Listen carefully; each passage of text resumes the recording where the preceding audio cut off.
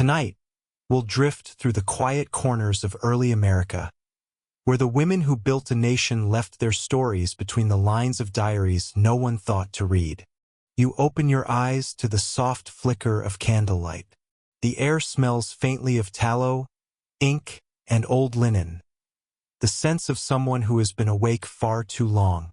Outside, a wind moves through bare branches, whispering secrets through cracks in the wood. You are in a small New England house, early 1700s perhaps, the kind that looks perpetually half-finished, though the woman who lives here would swear she keeps it spotless. A quill scratches across a page. Slow, steady, tired. You can almost hear her sigh every few lines. Her name, well, she doesn't sign it often, but let's call her Mary, because that's a safe name in early America. Everyone was Mary, or Martha, or Anne. She's writing by candlelight because the day never gave her time. The men are asleep, the children too, and so these stolen minutes are hers. She writes about bread that didn't rise, about a neighbor who gave birth alone, about her husband's sermons and his bad temper. She writes not for history, not for us, but to make sense of the noise in her head. You can tell she's not allowed to say these things out loud. If you're still awake, you might notice how her words curve unevenly, like the waves of the nearby harbor. But let's be honest, you probably won't make it through this day. Before we drift further, take a slow breath. And if you haven't already, please like and subscribe, because history deserves to be told quietly, too. Maybe drop a comment. Tell me where you're listening from, and what time it is where you are. Somewhere out there, someone's just lighting their own candle. Now let's ease into tonight's journey. You step outside.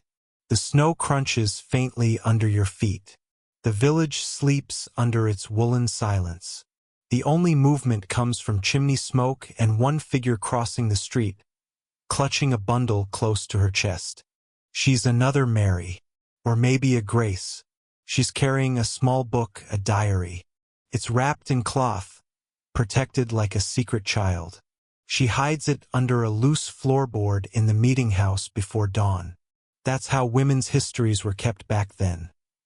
Not on marble, not in church records, but under floorboards inside flour sacks, between recipe notes and psalms. Historians found a few centuries later that these diaries often shared the same rhythm. Work, prayer, complaint, gratitude. Sometimes, gossip. One Massachusetts woman even wrote an entire entry scolding her cow for kicking over a pail of milk. "I shall not forgive her till Easter," she added. You walk past the meeting house and down to the frozen pond. The moonlight turns everything blue-white and distant. You can almost imagine what it felt like to be her, tethered to a world both tiny and infinite. Major fact of the night. In early colonial America, women's diaries were among the most common written documents, often more numerous than men's political or military records. Scholars think this was because writing for women was a quiet act of survival. Obscure tidbit. Some women used invisible ink made from lemon juice to hide their private thoughts, revealing them only by candle flame. It was a trick taught by sailors, though in this case it was used to preserve feelings rather than battle plans. Historians still debate whether these diaries were meant for others to read one day, or simply whispers into eternity. Maybe both. You return to the candlelight, where Mary's quill slows. She's written a prayer now, half weary, half resigned. Lord, let the day be gentle tomorrow. Outside, the frost blooms on the window pane, delicate as lace. The wind hums softly through the chimney, a lullaby for no one in particular. You could stay here a while longer. The candle won't last, but for now it's enough. You wake again. Not that you were really asleep, but time has folded over itself. The snow is gone. It's spring now, though spring in early America means mud and mosquitoes and the smell of wet wool drying by the hearth. You're still in New England, but the house has changed. This one belongs to Abigail, who spends her days spinning flax into linen, her fingers raw from the spindle. She doesn't think of herself as part of history. She thinks of herself as tired. The diary sits on a shelf, tucked between the Bible and a jar of dried lavender. Every few days she writes a few lines, not because she wants to remember, but because she doesn't want to forget herself. She writes about her sister's cough, about spinning wheels that won't stay true, about the church gossip that the neighbor's son was caught reading novels, which was practically a sin. She writes that she's thankful for bread, for warmth, and for moments when the mind may wander. You can almost hear her tone, measured, polite, but slyly defiant. That's the thing about early American women. They weren't quiet because they were weak. They were quiet because the walls had ears, and the ears often held power. Outside, men gather to discuss taxes and trade routes and war with Britain. Inside, women discuss whose cow got into whose garden. Both, in their own ways, are revolutions. Here's your historical fact. Homespun cloth became a political symbol in the years leading to the American Revolution. Women who spun their own thread were making a statement, economic independence disguised as domestic duty. And here's your obscure tidbit. Some women wove hidden patterns of protest into their textiles. Small symbols stitched at the hem, unnoticed by the men who wore them. One Massachusetts sampler from the 1770s contains an odd pattern of stars historians still can't interpret.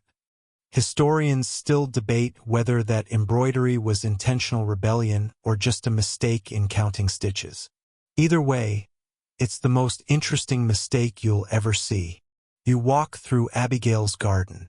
The air smells of earth and wood smoke.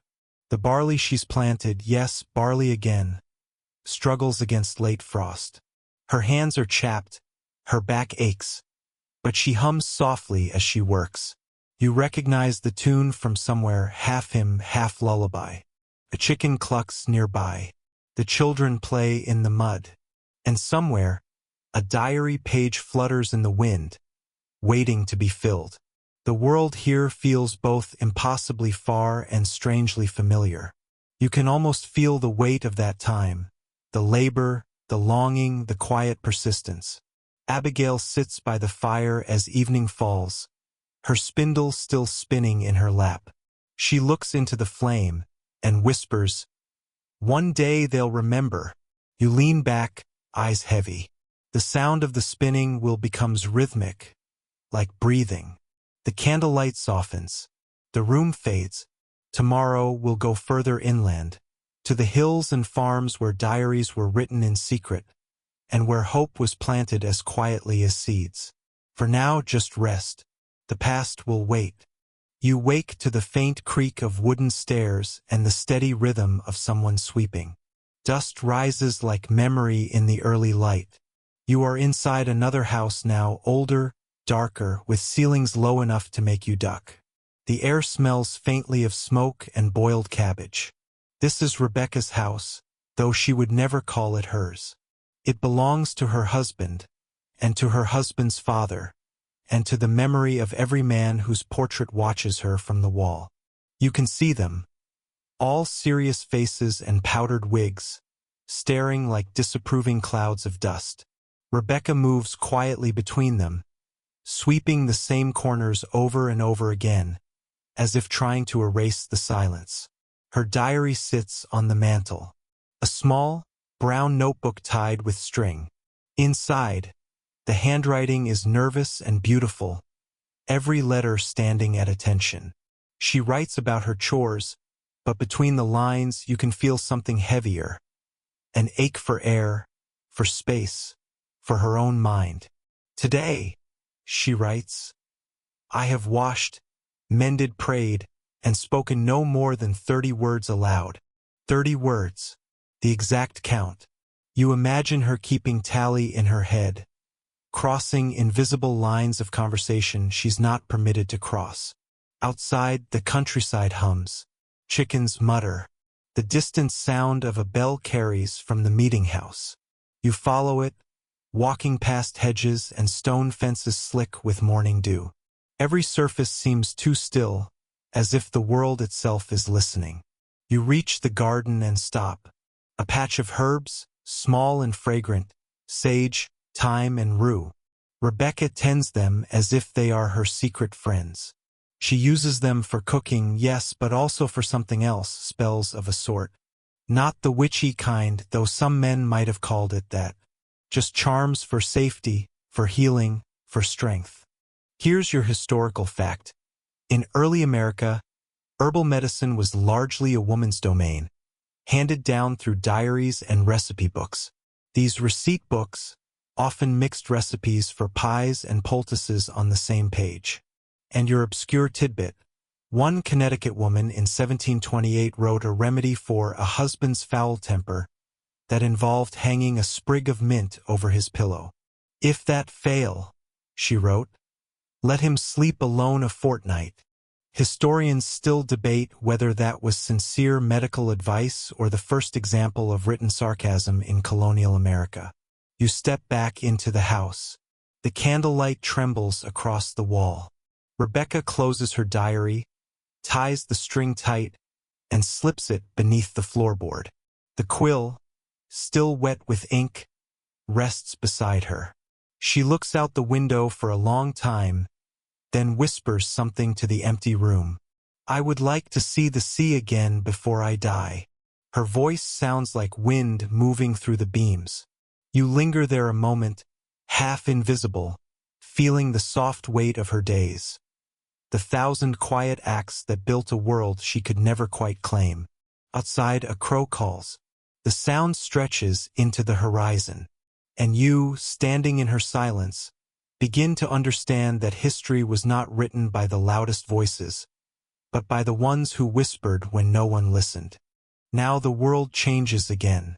The river appears first, a slow, brown current winding between meadows and marshes.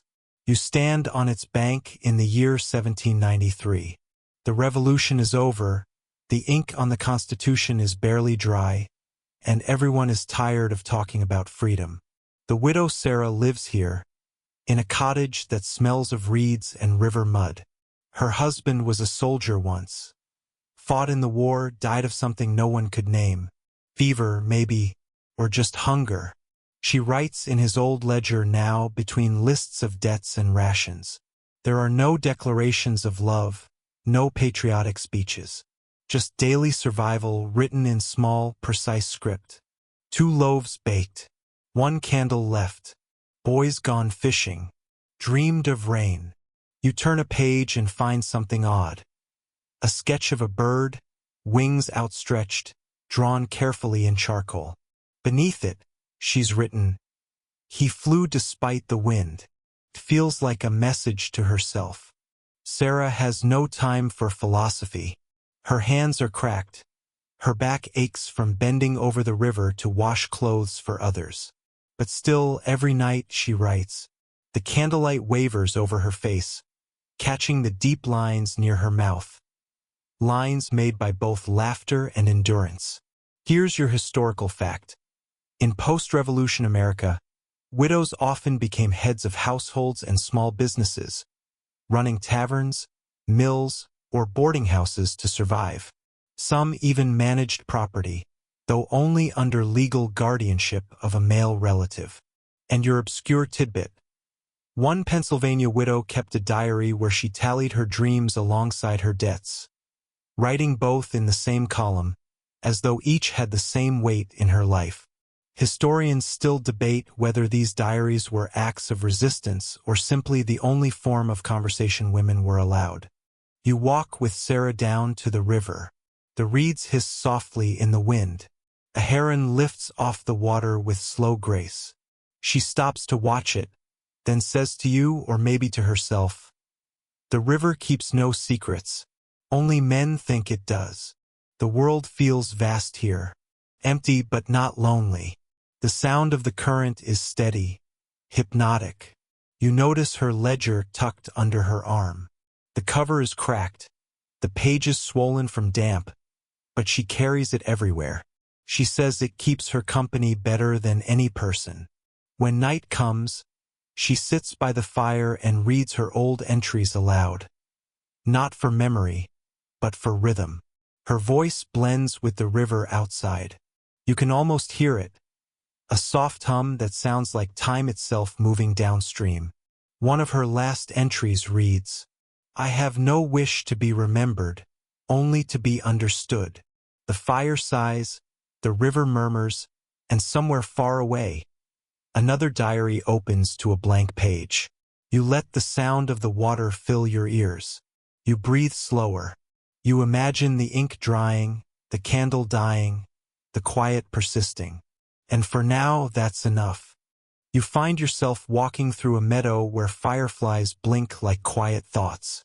The night hums with summer warmth, and the air smells of grass and distant bread. In the distance, a farmhouse glows faintly, its light flickering through crooked shutters. You step closer and hear the sound of scratching quill on paper. Inside, a girl no older than 16 sits at a rough wooden table.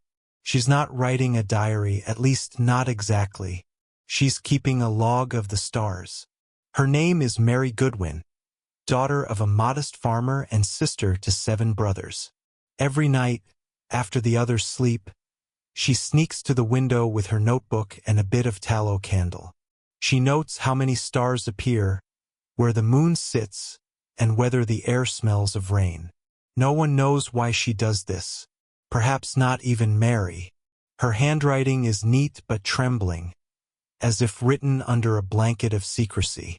Between her celestial observations, she writes small things about her mother's aching hands, her father's temper, a hen that laid an egg shaped like a pear. Here's your major historical fact. In the late 18th century, women in rural America often kept household almanacs, private blends of weather log, scripture, and diary. These were not meant for publication, yet many formed the foundation of early domestic science. And your obscure cultural tidbit. One New England woman in 1791 noted, "A rooster crowed at night, thrice, which surely means rain or gossip."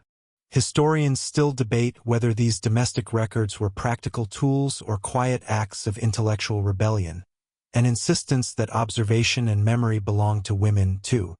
You watch Mary's candle sputter. The flame dances as she looks up at the night sky, murmuring the names she's given to the brightest stars. They're not scientific names, of course, just the ones she prefers. Hope, brother, lost, tomorrow. Each night, she changes them, as if the stars deserve fresh stories. Her little sister stirs in bed and asks, half asleep, "What do you write out there?" Mary smiles faintly. "The sky's diary," she whispers, and the quill moves again, tracing tiny constellations in ink. You imagine her future, a life that will probably never leave this valley, but will always reach upward, at least in her mind. The wind outside carries the smell of rain, and Mary pauses, lifting her face toward it. She writes, "Rain likely, the good kind, I hope." Then she blows out the candle. The light dies softly, leaving the stars to finish her sentence. You step back into the meadow. Fireflies blink in unison, like tiny affirmations that someone is, indeed, paying attention. And for a fleeting moment, you feel that Mary's little book might have saved a piece of the night itself. Morning again. But this morning feels stitched together. Threads of sun through a window, the smell of fabric and old smoke. You're standing in the corner of a dim parlor. The floor creaks softly beneath you. In the center of the room, an old woman named Eleanor Whitmore is sewing a quilt. She hums while she works, a tune so faint it could be mistaken for the ticking of the clock. The quilt, at first glance, looks ordinary. Scraps of worn shirts, aprons, and curtains. But look closer. Some of the patches are not cloth at all. They're paper, letters, folded, flattened, and stitched into the fabric, They make up an invisible archive. Eleanor's husband died years ago at sea, leaving her with a box of correspondence. His, hers, and those never sent. When the ink began to fade, she began to sew. Each letter became part of her blanket, her history literally warming her at night. You trace a corner and can still make out the faint script. The tide was cruel today, but I think of your bread and am comforted. Here's your historical fact.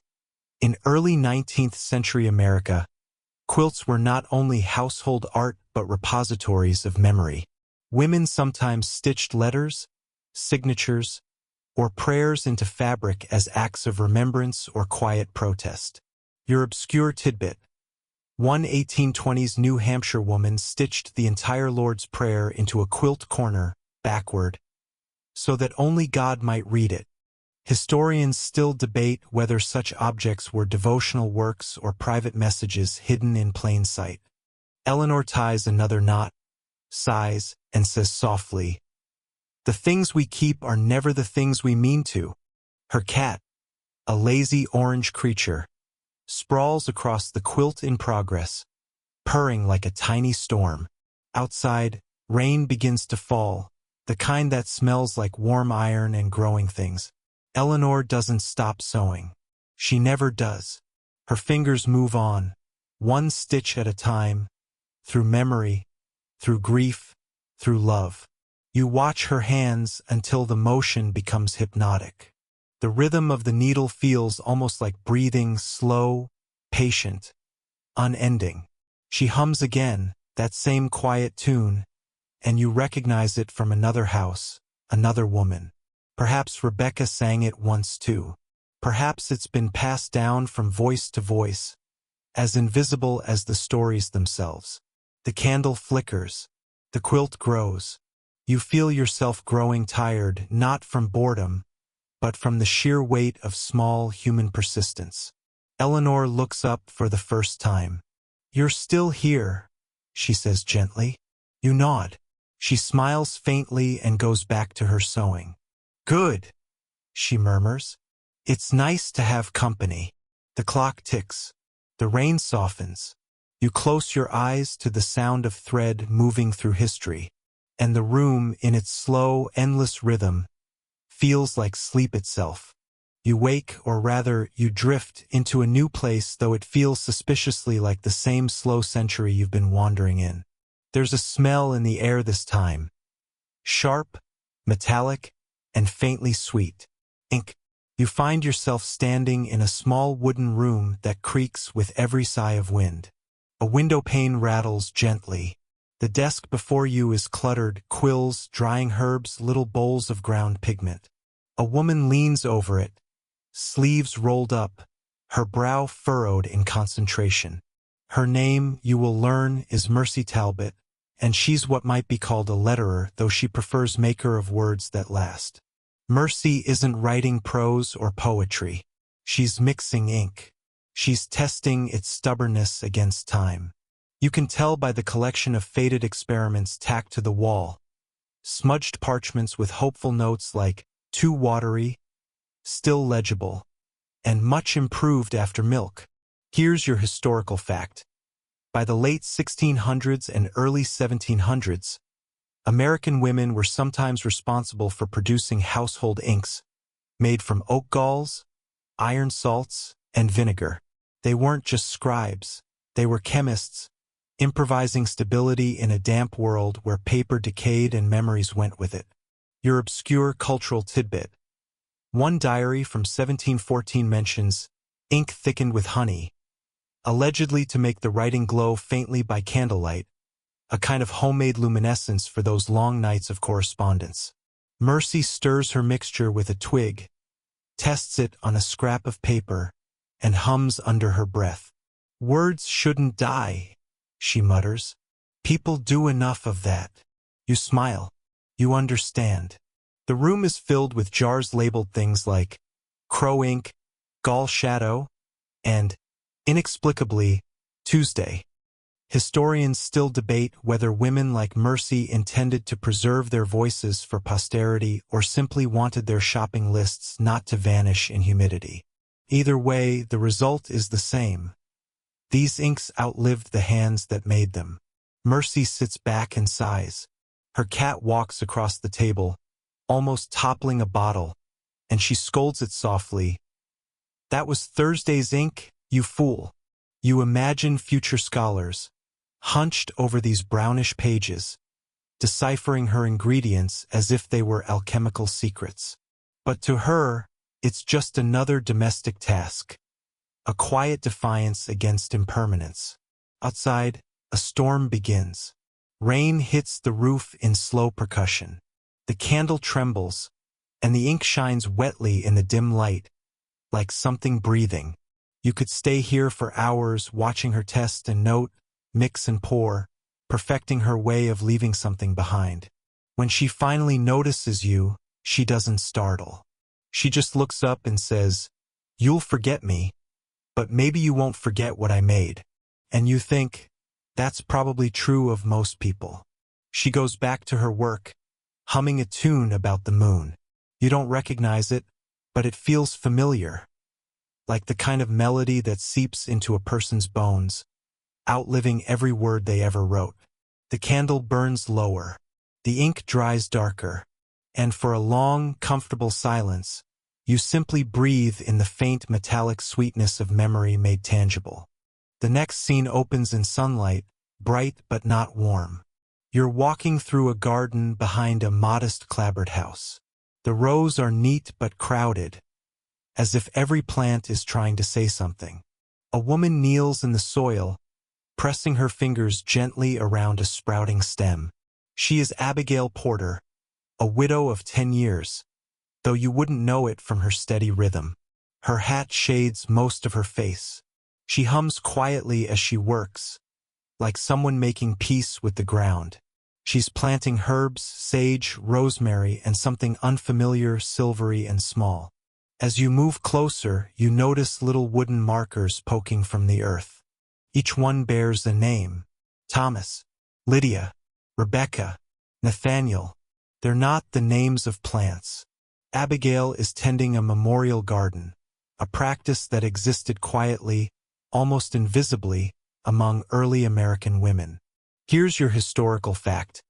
In the 18th and early 19th centuries, remembrance gardens were sometimes kept by widows or midwives.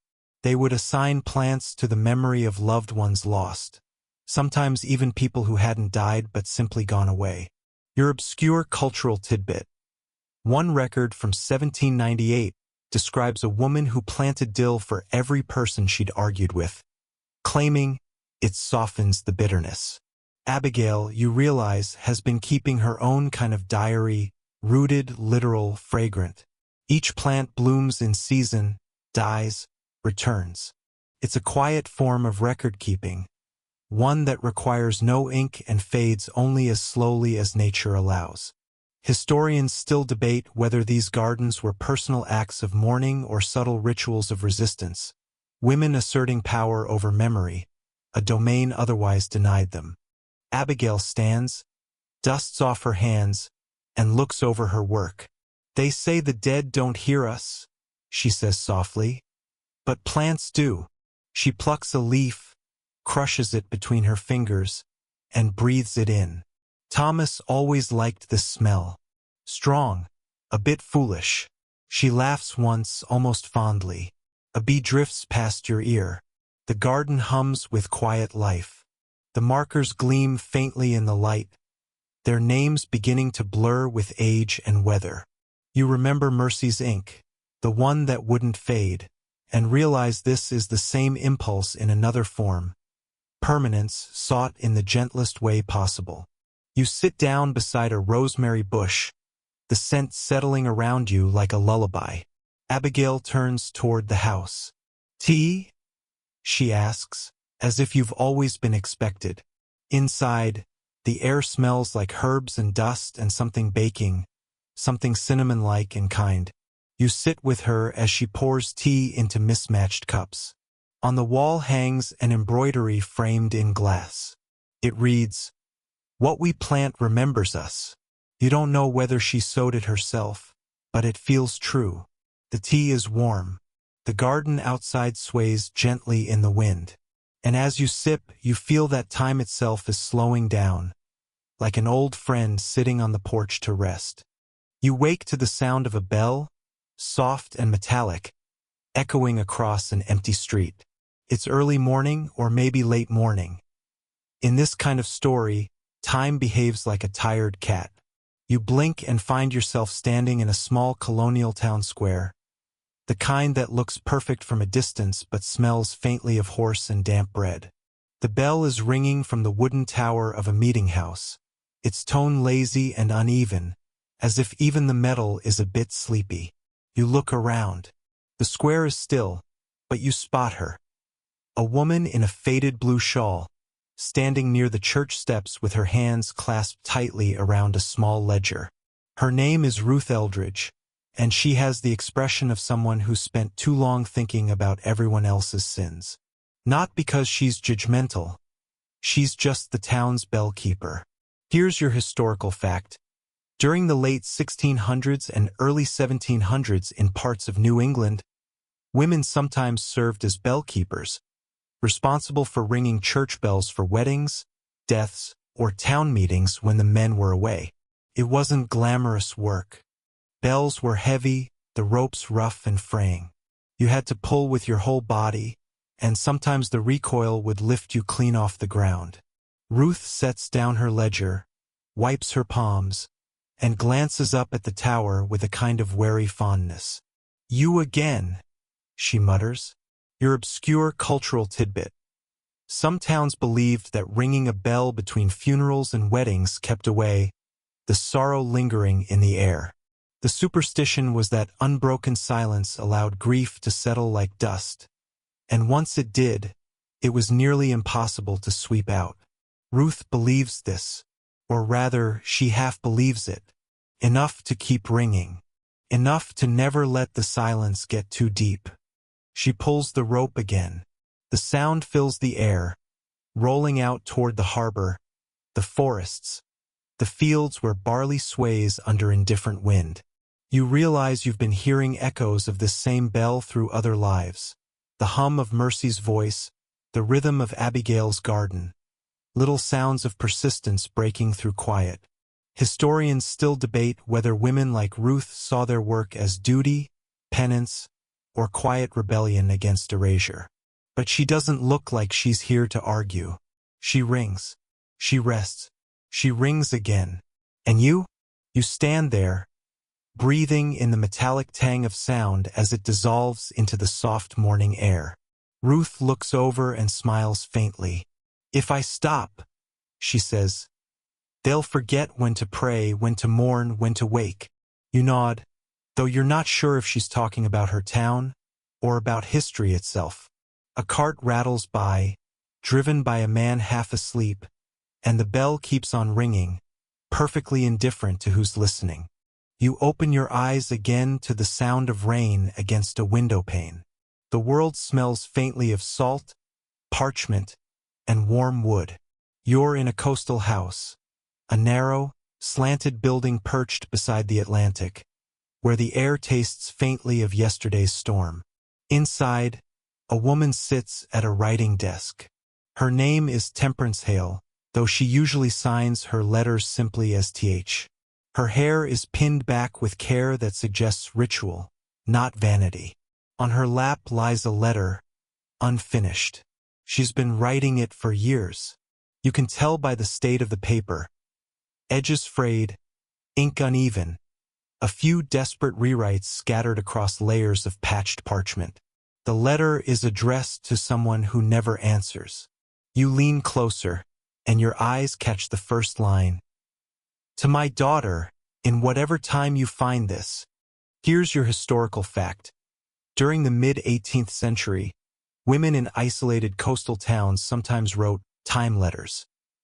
Messages sealed and hidden in homes, chimneys, or behind loose floorboards, meant for whoever came after. They weren't written to be mailed. They were written to be remembered. Your obscure cultural tidbit. One such letter found in 1839, written nearly a century earlier, ended with the line, "If the sea has eaten my name, take it back and feed it to your own." No one knows who wrote it. Temperance writes in a slow, deliberate hand, the candlelight shaking slightly with each exhale. She writes about the weather because everyone does, but also about the ache of missing people she's never met. She writes about her small garden, her thinning roof, the distant sound of ships. And then she pauses, staring at the ink as though the words might rearrange themselves into something truer. Historians still debate whether these time letters were acts of hope or confession. Were they trying to be remembered, or merely trying to speak into the silence? Temperance dips her quill again. "Perhaps you will live in an age where women do not whisper to be heard," she writes. "If you do, read this aloud, and I will hear you." The wind rattles the shutters. Somewhere outside, a gull cries, thin and mournful. You sit quietly, the room growing dimmer with each flicker of the candle. The ink glistens wetly on the page. Then, as if moved by instinct, Temperance folds the letter neatly, seals it with wax, and hides it beneath the floorboard. When she looks up, her face is calm, like someone who has done what she can. You hear the tide outside, pulling at the shore, whispering in its language of salt and moonlight. And though she cannot see you, you feel she knows you're there. That, in some small way, her words did reach you, just not when she expected. She smiles faintly and says into the quiet, "That will do." And for a moment the whole house seems to exhale. You wake to the sound of a shuttle moving back and forth.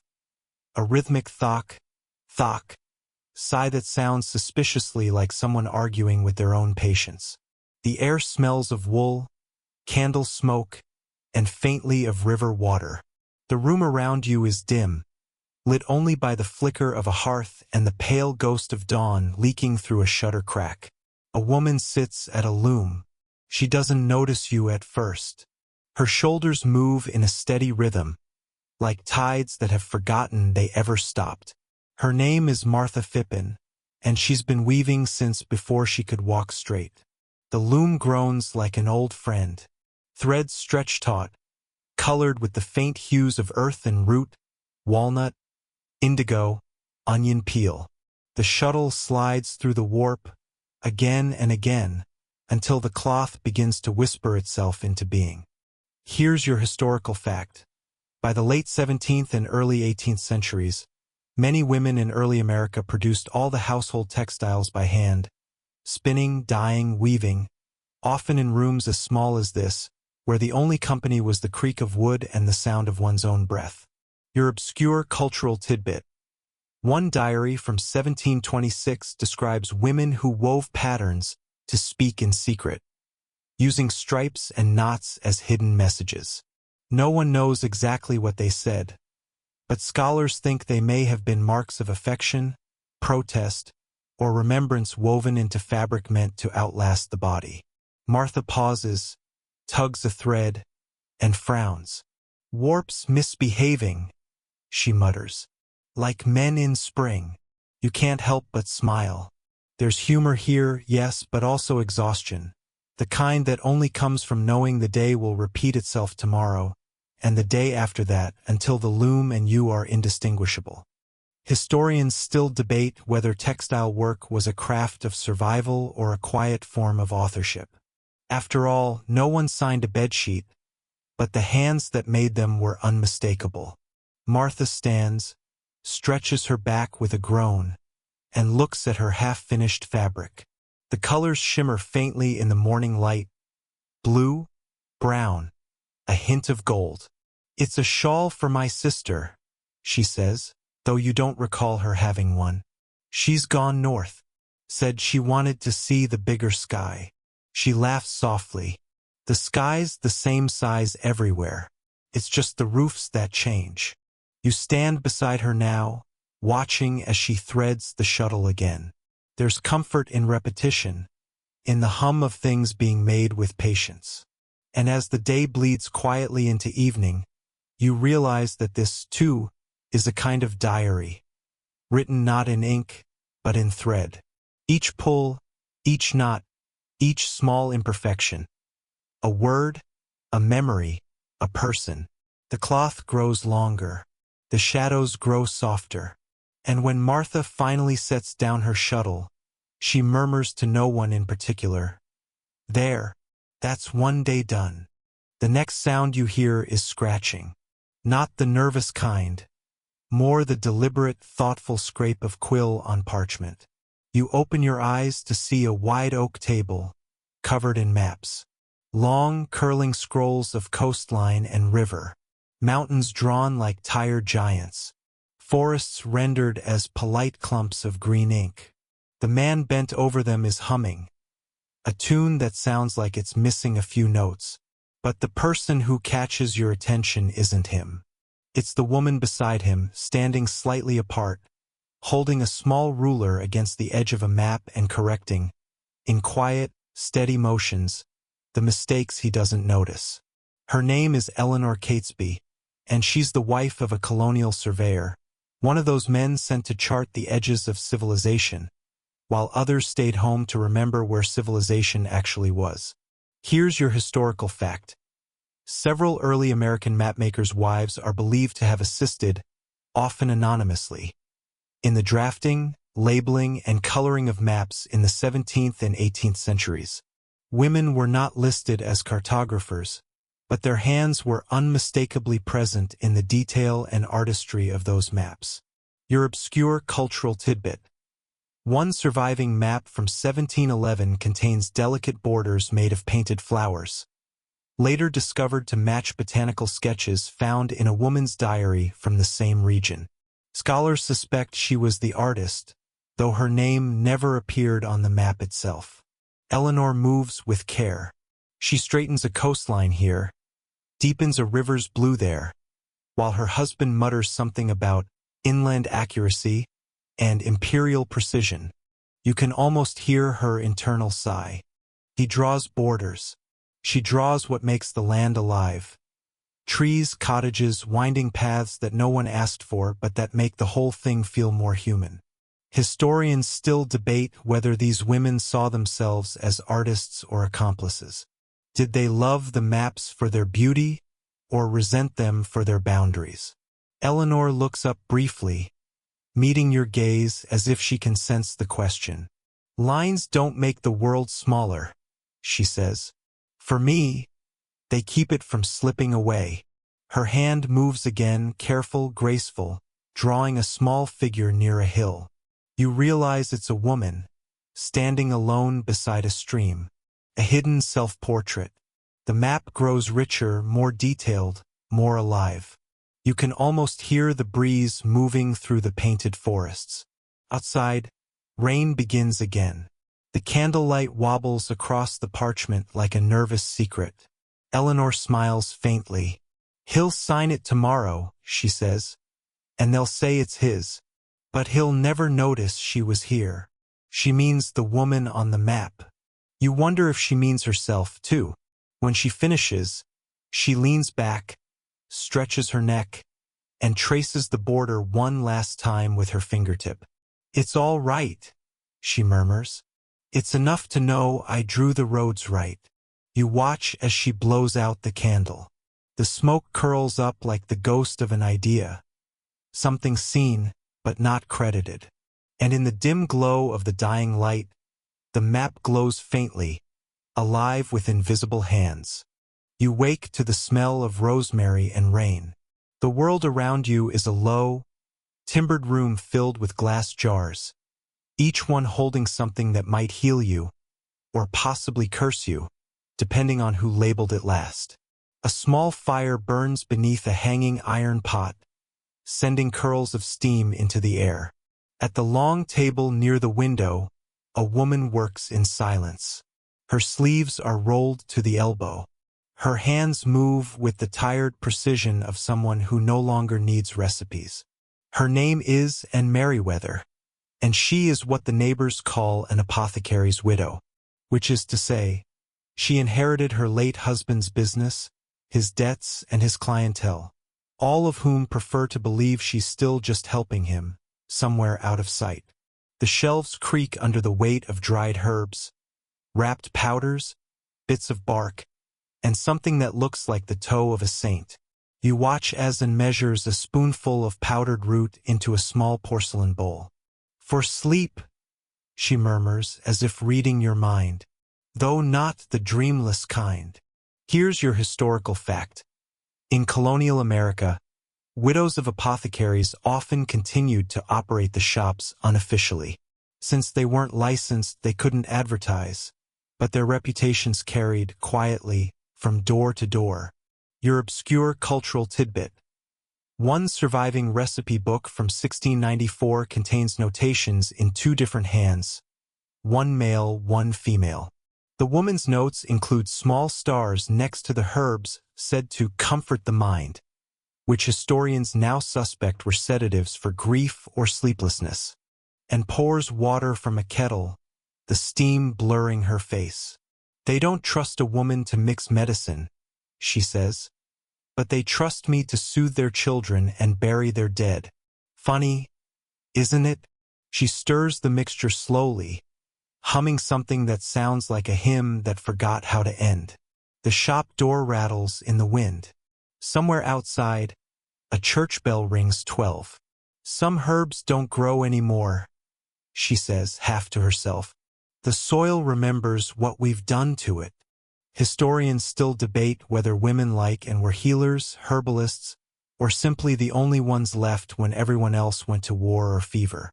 You glance at her shelves again. Lavender, willow bark, foxglove, opium poppy. A quiet library of hope and risk.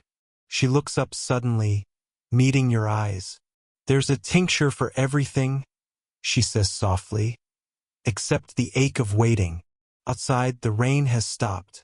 The world smells of earth and rosemary, and corks the bottle, labels it in her delicate script, "For rest," and places it gently beside the others. Then she wipes her hands on her apron, looks at the dark window and whispers, "He'll be home soon." You don't ask who. You already know the answer.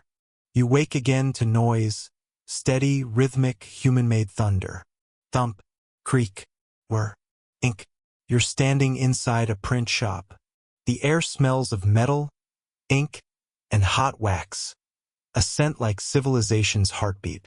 The press looms over everything, a great wooden creature held together by grease and willpower. Beside it stands a young woman, her sleeves rolled, her hair tied back in a simple knot.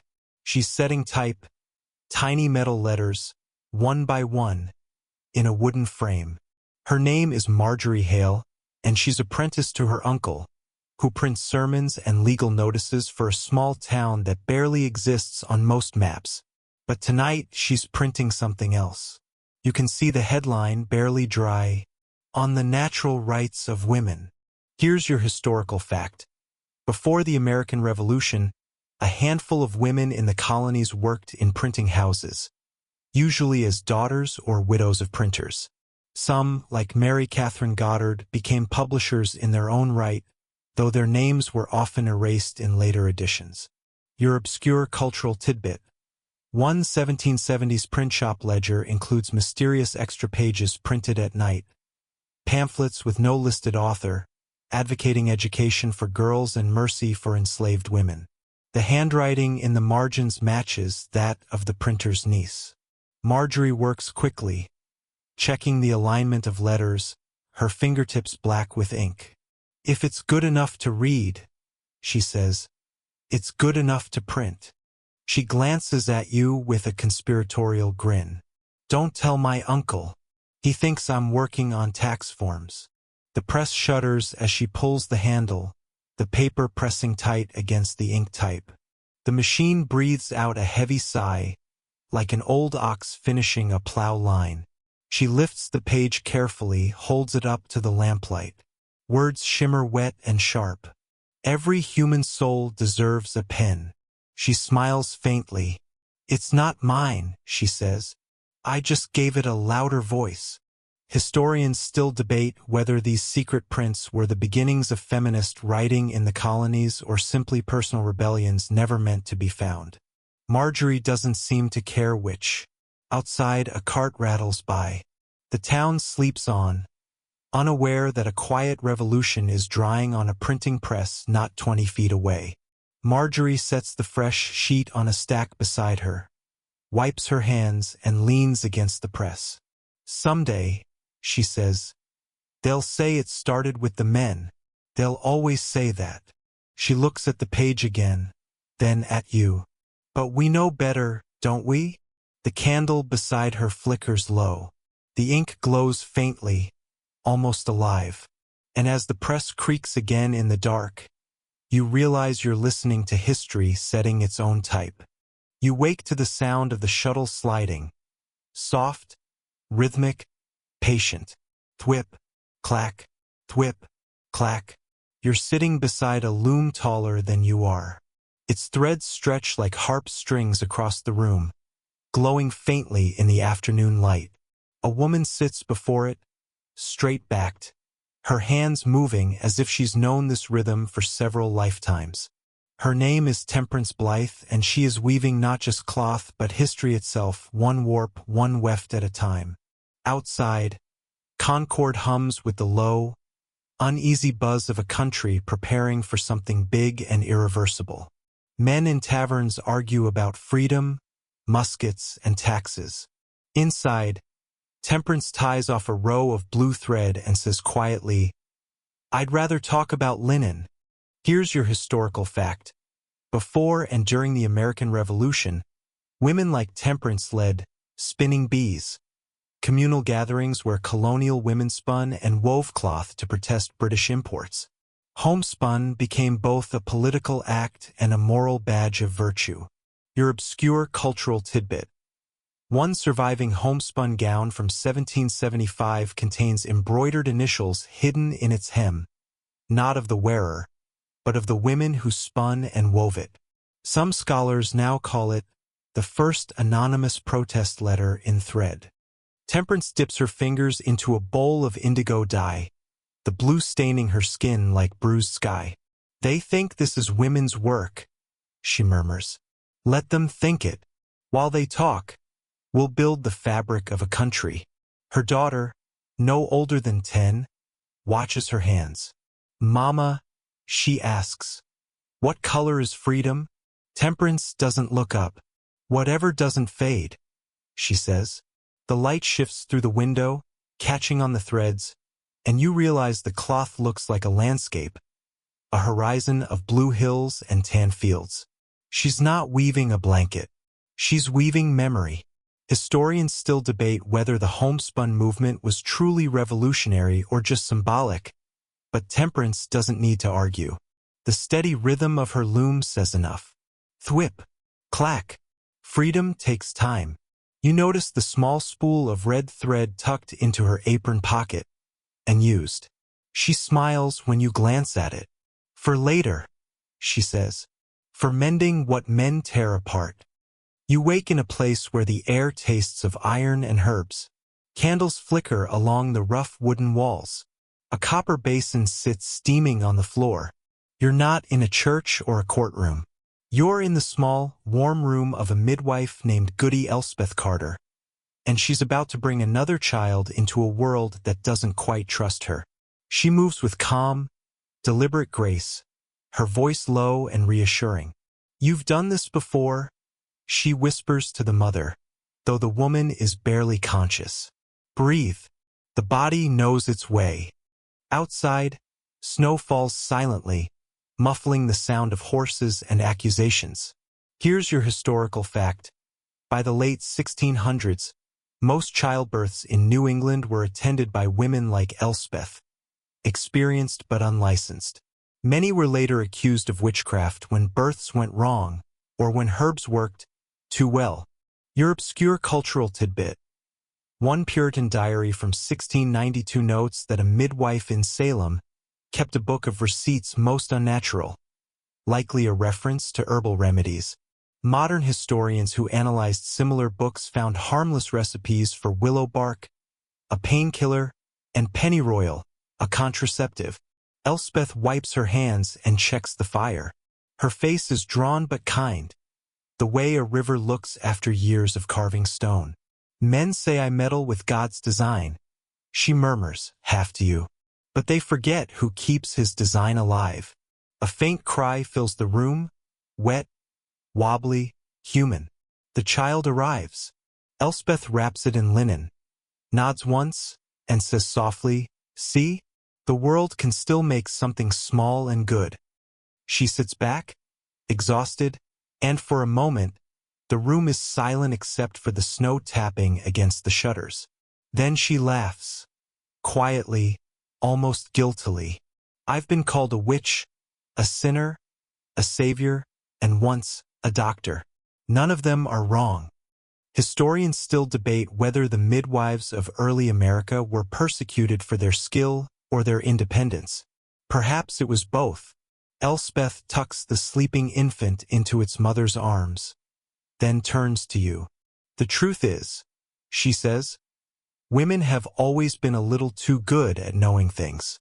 Outside, the wind howls again, sharp as a sermon. Inside, the baby sighs. You breathe with them, slow and quiet, and as the candle burns low, the walls of the room blur into soft shadow, half warmth, half memory. You wake to rain, soft, steady, sensible rain. The kind that seems to have an opinion about crops. The kind that knows exactly what it's doing. You're standing under the low eave of a farmhouse in Massachusetts Bay, sometime around 1720. The roof drips rhythmically onto the muddy yard below. A woman in a gray shawl stands near you, holding a ledger that looks older than she is. Her name is Mercy Dunfield, and she's one of those women who somehow outlives everyone and everything. Her husband, 3 frostbitten winters, 2 plagues, and the endless chatter of men who call her remarkably educated for her sex. Mercy runs the farm alone now, with the help of her 2 sons and 1 remarkably stubborn goat named Governor. He got the name, she says, because he eats everything and never listens. Your historical fact. In early 18th century America, widows could, and often did, run farms, taverns, or shops under their own names. Some even inherited their husbands' debts and paid them off successfully, which was considered downright miraculous at the time. Your obscure tidbit. Mercy's ledger contains weather notes, moon cycles, and planting tips, making her one of hundreds of women whose private farm journals would later inform early American almanacs, though their names were never credited. You watch her dip her quill into ink and write, slowly, March 3rd, heavy wind from the west. If the robins return before the thaw, expect a long summer. She doesn't look up when she adds, you can learn a lot from birds, if you don't mind being mocked. You smile, and she almost does too. Mercy moves through her world with quiet authority, the kind that doesn't need permission.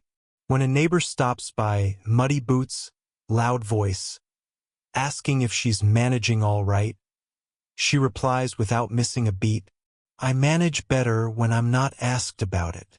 The rain softens. A rooster crows somewhere in the distance, late and apologetic. Historians still debate whether women like Mercy were exceptions or quiet examples of a broader independence already taking root in the colonies. But Mercy doesn't look like an exception. She looks like the rule, just one no one wrote down. She folds her ledger closed, tucks it under her arm, and says to you as she steps back into the rain, weather's turning. Best to keep busy. The air smells of wet earth and old ink. You exhale slowly, and for a moment, time itself feels content to wait. The next scene smells of chalk and candle smoke. You're standing in a cramped schoolhouse. More room for ideas than students. The wooden desks are carved with initials, some so deep they've become part of the grain. At the front, a woman with ink-smudged fingers and a serious expression holds a stack of worn papers. Her name is Prudence Hale, and she teaches girls how to read, despite the law not exactly saying she can or can't. Here's your historical fact. In the early 1700s, Massachusetts became one of the first places in the world to require basic literacy for both boys and girls. But girls' education was often informal, handled privately by women like Prudence who taught reading, writing, and good behavior in their own homes. Your obscure tidbit.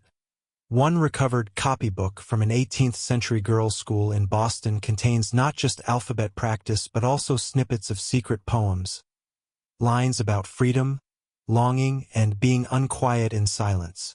Scholars think the teacher may have encouraged them. Prudence taps her chalk against the board, leaving faint white dust on her sleeve. Letters, she says, are small things, but once you know them, they won't stop talking. The girls giggle. You can tell she loves them. She loves that spark. The moment a child realizes the world can be recorded, one shaky letter at a time. You notice her hands trembling slightly as she turns a page. The ink stains are deep, nearly permanent.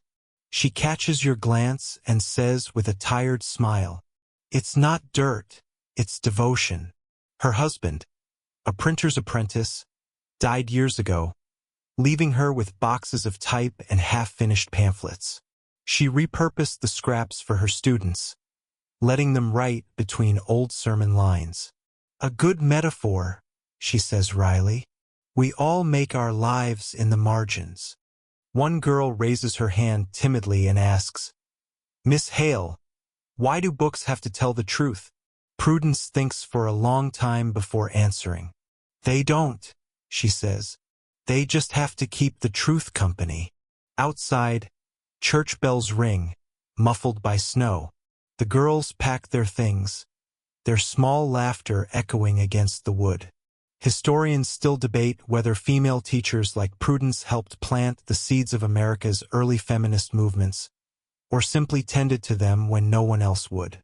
But in this small, dim room, there's no debate. Only the sound of possibility scratching softly against paper. You breathe out, watching the chalk dust float like tiny ghosts in the light. Another day ends. Another lesson lingers. You hear the sea before you see it. Slow, cold, rhythmic. The kind of sound that doesn't care who wins or loses on land. You're standing on a wooden pier in Boston Harbor, 1738. A woman in a thick wool cloak watches a ship disappear into the fog. She's holding a folded letter, sealed with the faintest trace of red wax. Her name is Hannah Townsend, and this is the third time she's written to a husband who may never write back. The ship is bound for London, carrying cargo, news, and perhaps, if fate allows, a fragment of her voice. Here's your historical fact. Before the American Revolution, letters from the colonies to England could take anywhere from 2 to 6 months to arrive, if they arrived at all. Many women wrote in duplicate or even triplicate just to increase the odds of being heard. Your obscure cultural tidbit. Some colonial women used invisible ink made from lemon juice to hide private sentiments between the lines of ordinary correspondence, partly to protect secrets, partly to amuse themselves. When heated by candlelight, the hidden words would appear. Hannah holds her letter up to the light as if testing it. "If he reads it by fire," she murmurs, "he'll see what I couldn't say." You glance down. The ink is neat, measured, cautious. She has written about trade goods, weather, her sister's new baby. But between the lines, faint as ghost script, you can sense the real words, the ones she couldn't quite write. "Come home." Or "Don't, but tell me which."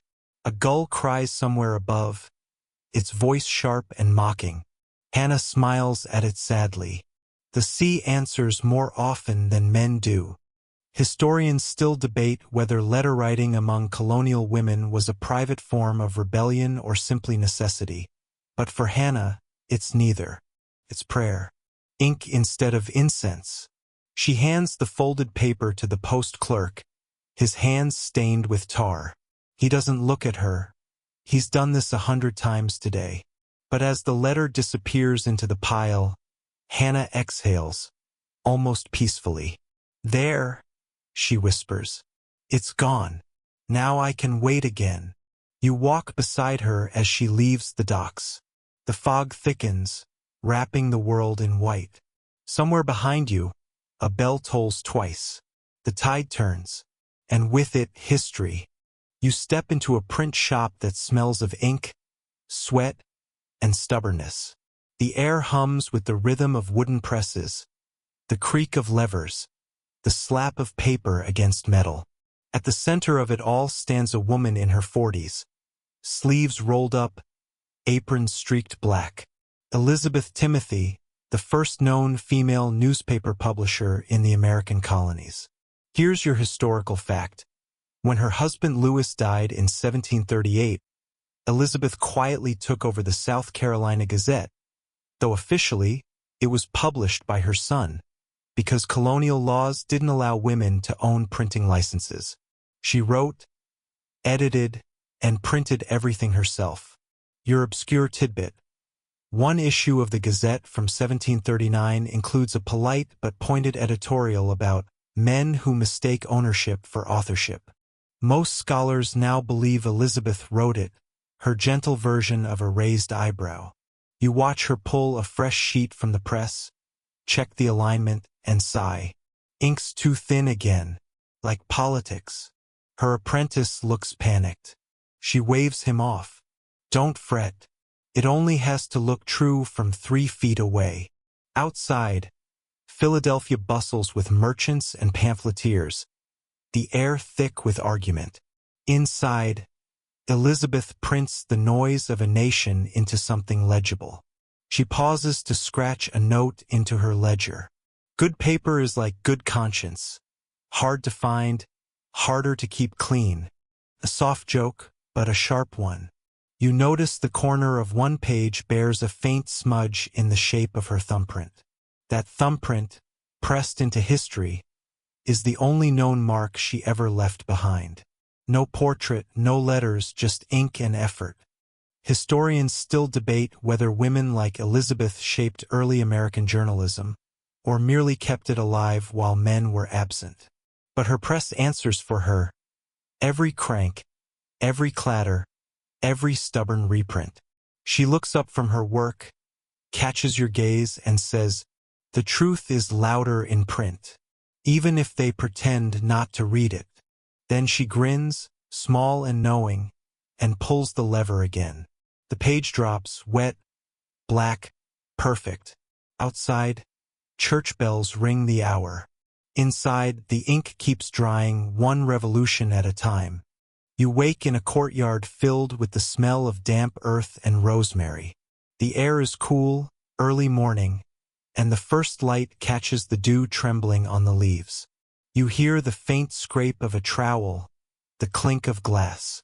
A woman kneels among rows of herbs, sage, lavender, mint, and a few unnamed things that look like they'd either heal you or end you, depending on dosage and timing. Her name is Marjorie Wainwright, and she runs what she calls an apothecary garden. Everyone else just calls it that strange widow's yard. She glances up from her work, her hands stained green at the fingertips. "Ah," she says softly, "you've come early. Good. The mint is talking." You're not sure if she's joking. With Marjorie, you never are. Here's your historical fact. By the mid-18th century, women apothecaries were common in colonial America, especially in rural communities where trained physicians were scarce. They relied on European herbals, indigenous medicine, and a healthy dose of guesswork. Your obscure cultural tidbit. Marjorie keeps a small, folded scrap of paper tucked inside her recipe book, a charm written in Latin.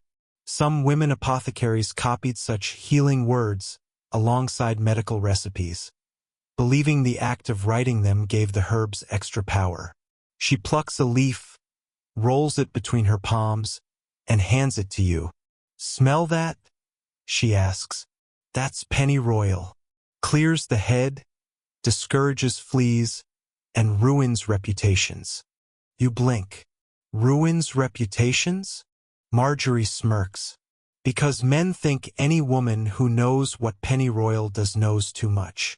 She gestures to a small wooden shelf by the garden wall. Bottles line it neatly. Some labeled tonic, tincture, hope. One is simply marked if needed. A cat winds through the herbs, tail flicking. Marjorie leans back on her heels. The truth is, she says, half of medicine is mercy. The other half is pretending you know what you're doing until it works. Historians still debate how much apothecaries like Marjorie contributed to medical practice versus domestic lore, but the women who came to her door didn't debate. They came quietly, paid in eggs or fabric, and left lighter than they arrived. A wind stirs the leaves. Somewhere nearby, a rooster wakes and remembers it has a job. Marjorie stands, brushing dirt from her skirt. Careful, she says, handing you a vial. It's for sleeping. Works wonders if you don't mind odd dreams. You smile. And if I do? Then it's for waking, she says simply, and walks back into her house. You wake again to the sound of laughter, low, rolling, and occasionally interrupted by a mug hitting wood. The air smells like cider, smoke, and wet wool. You're inside a roadside inn somewhere in Virginia, around 1755. A sign above the hearth reads "Welcome" or "Don't." Behind the counter stands Rebecca Hainsworth, sleeves rolled, hair pinned tight, expression that could curdle cream or curtail rebellion, whichever's needed.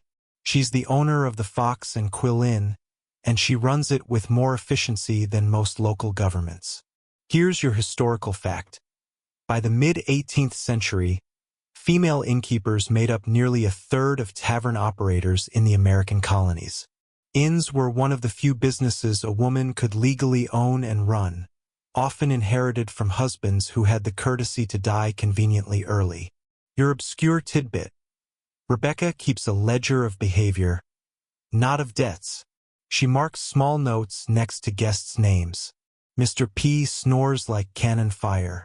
Mrs. T cannot stop talking about her cousin's horse.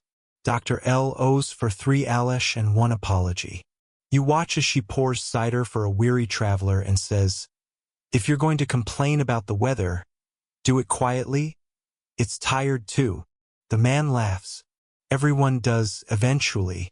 Rebecca has that kind of authority. When the crowd thins, she sits down, opens her ledger, and begins writing by candlelight. Her pen moves in slow, deliberate curves, as though every name carries a story she can't quite tell. "People forget," she says. "That inns keep more than travelers. They keep time." She looks up. Every night, someone new thinks they're the first to dream of leaving everything behind. But I've seen that dream in every century. She closes the ledger, pats it like a sleeping pet. Someday, someone will find this book and call it data. They'll count the mugs, the guests, the receipts, but they won't hear the voices. Historians still debate whether taverns were truly centers of political ferment or just convenient shelters from boredom. But as the fire crackles and Rebecca hums softly under her breath, you realize both could be true. She yawns, stretches, and snuffs the candle. "Sleep well," she says. "The road will wait." And with that, the room fades into the soft hush of closing time. The world outside still restless, but in here, just warm, human, and almost still. You wake to the slow rhythm of wood creaking and thread sighing through a loom. It's morning again, though the light feels old, dusty gold through the slats of a shutter, soft enough to make everything seem kind. You're in a small cottage outside Boston, and the woman at the loom hasn't noticed you yet. Her name is Abigail Fenner, though no one ever calls her that out loud. Most just say the widow who weaves. She hums as she works, a tune so quiet it might just be the memory of one. Each pass of the shuttle through the warp is patient, deliberate. like she's not weaving fabric, but holding the world together. Your historical fact for this section. In early America, weaving wasn't just domestic work, it was political. When imported British textiles were boycotted, women like Abigail became central to resistance by producing homespun cloth. Their spinning wheels were, quite literally, weapons of protest wrapped in flax and patience.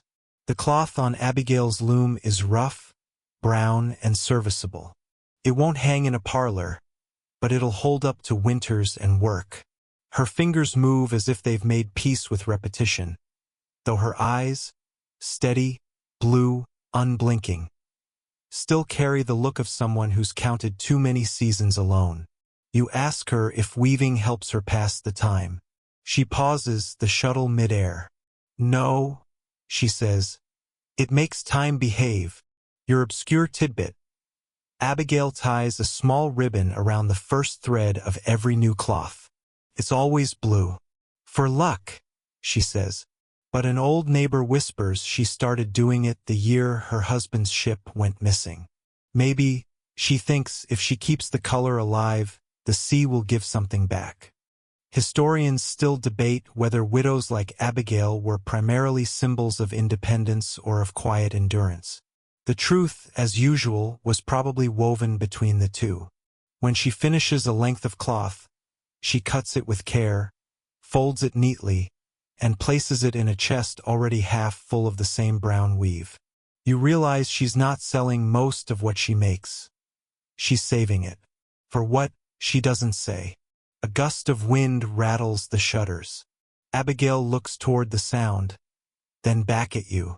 You'll want a cloak, she says softly.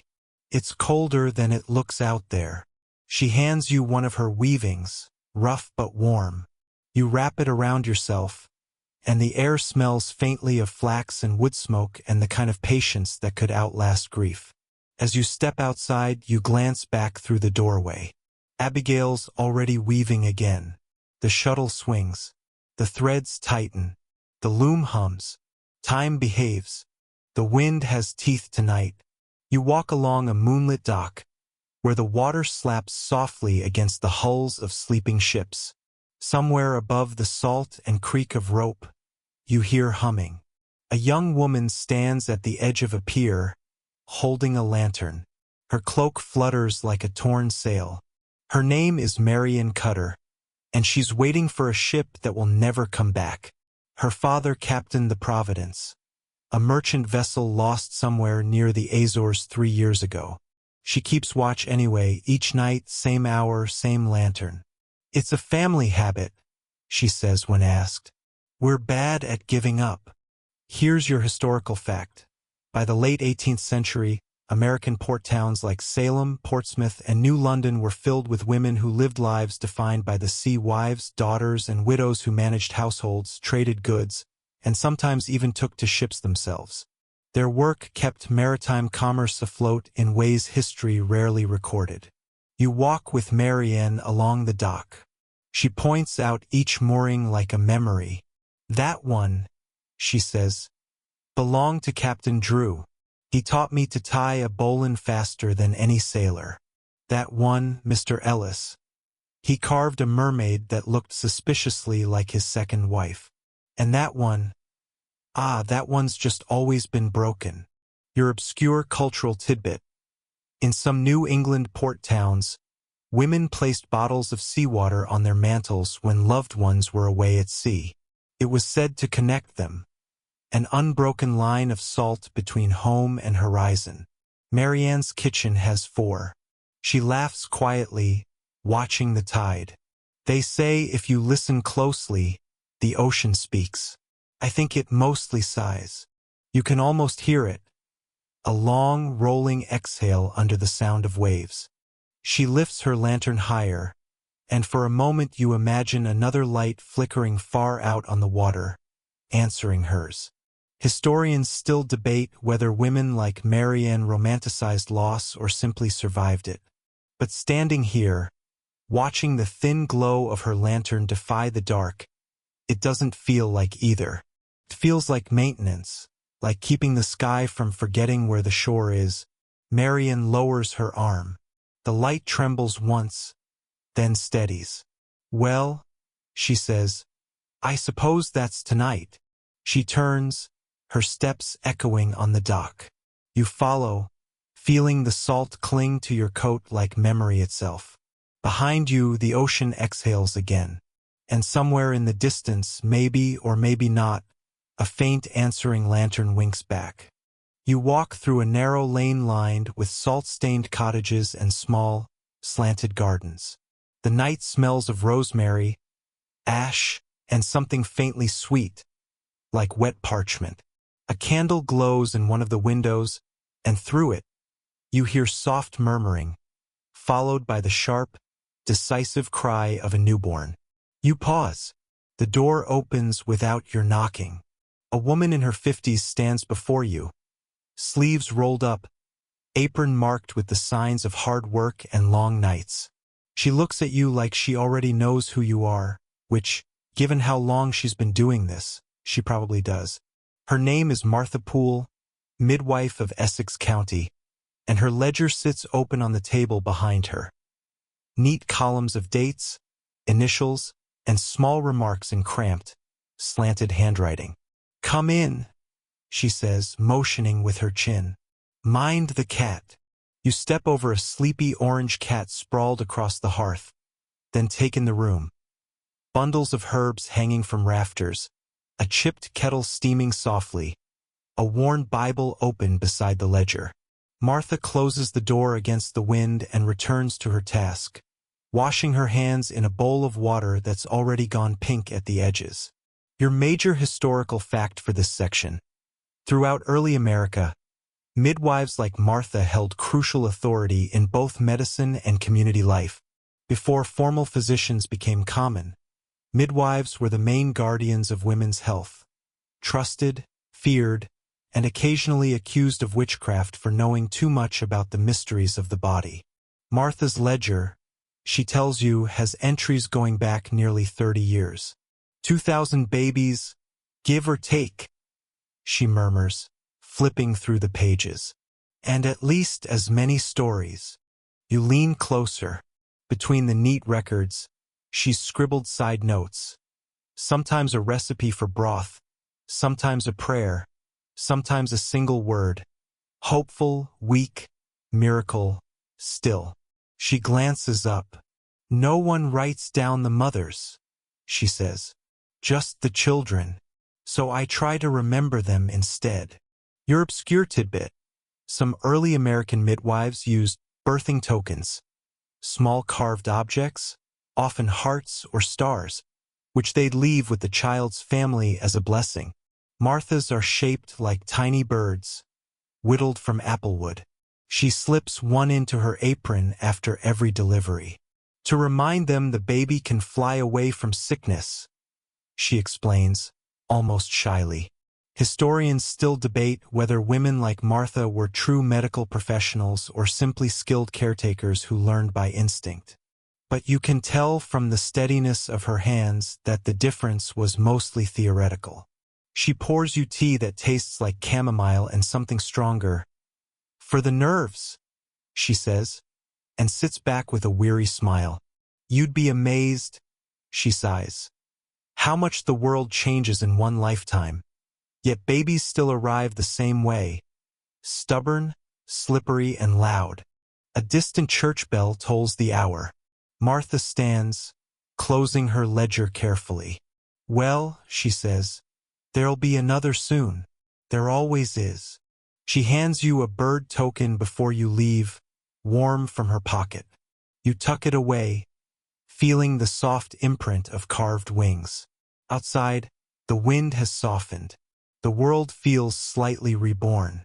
The next morning, you wake to birdsong and the faint scratching of a quill. You're in a modest farmhouse surrounded by fields that stretch far into mist. At a table by the window sits a young woman writing a letter she doesn't intend to send. You can tell by the way she pauses over every word, as if trying to decide whether silence might say it better. Her name is Eliza Barrett, and the year is 1793. She dips her pen again, careful not to blot the page, and continues in looping script. My dearest Thomas, if you have not returned by spring, I shall plant your apple seeds myself. I have faith one of us should see them grow. The air in the room feels full of unsent words. Your historical fact for this section. During the late 18th century, as men traveled westward or joined militias, women often became the primary record keepers of both family and feeling. Letters were sometimes never sent.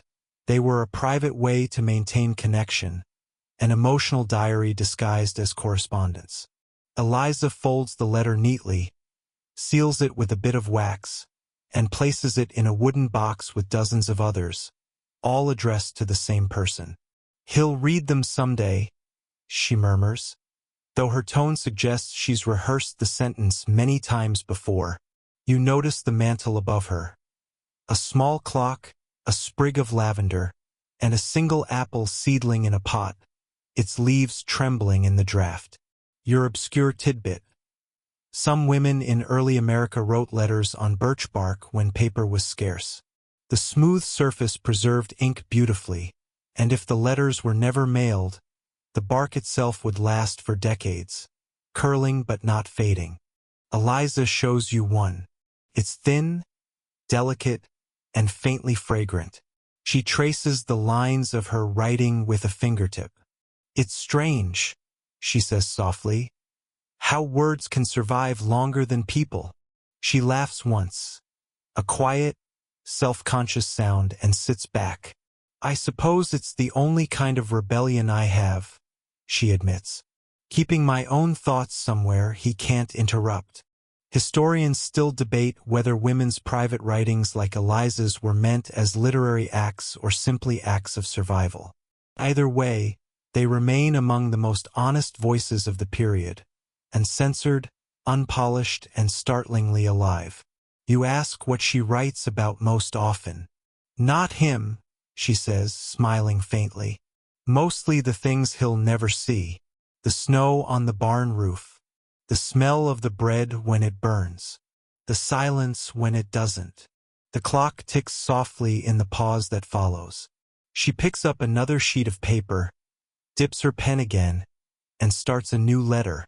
Thomas, today I saw the first robin of the year. You would have missed it, looking at the horizon instead of the trees. Outside, the mist is thinning. The apple seedling trembles again, but this time in sunlight. And you get the quiet sense that even if Thomas never reads a single word, he's already been written out of the loneliness she began with. You walk into a dim parlor where the air smells faintly of lavender, hearth smoke, and wool. The floorboards creak beneath your feet, soft as sighs. A woman sits by the window, her spectacles slipping low on her nose, sewing needle flickering like a small spark between her fingers.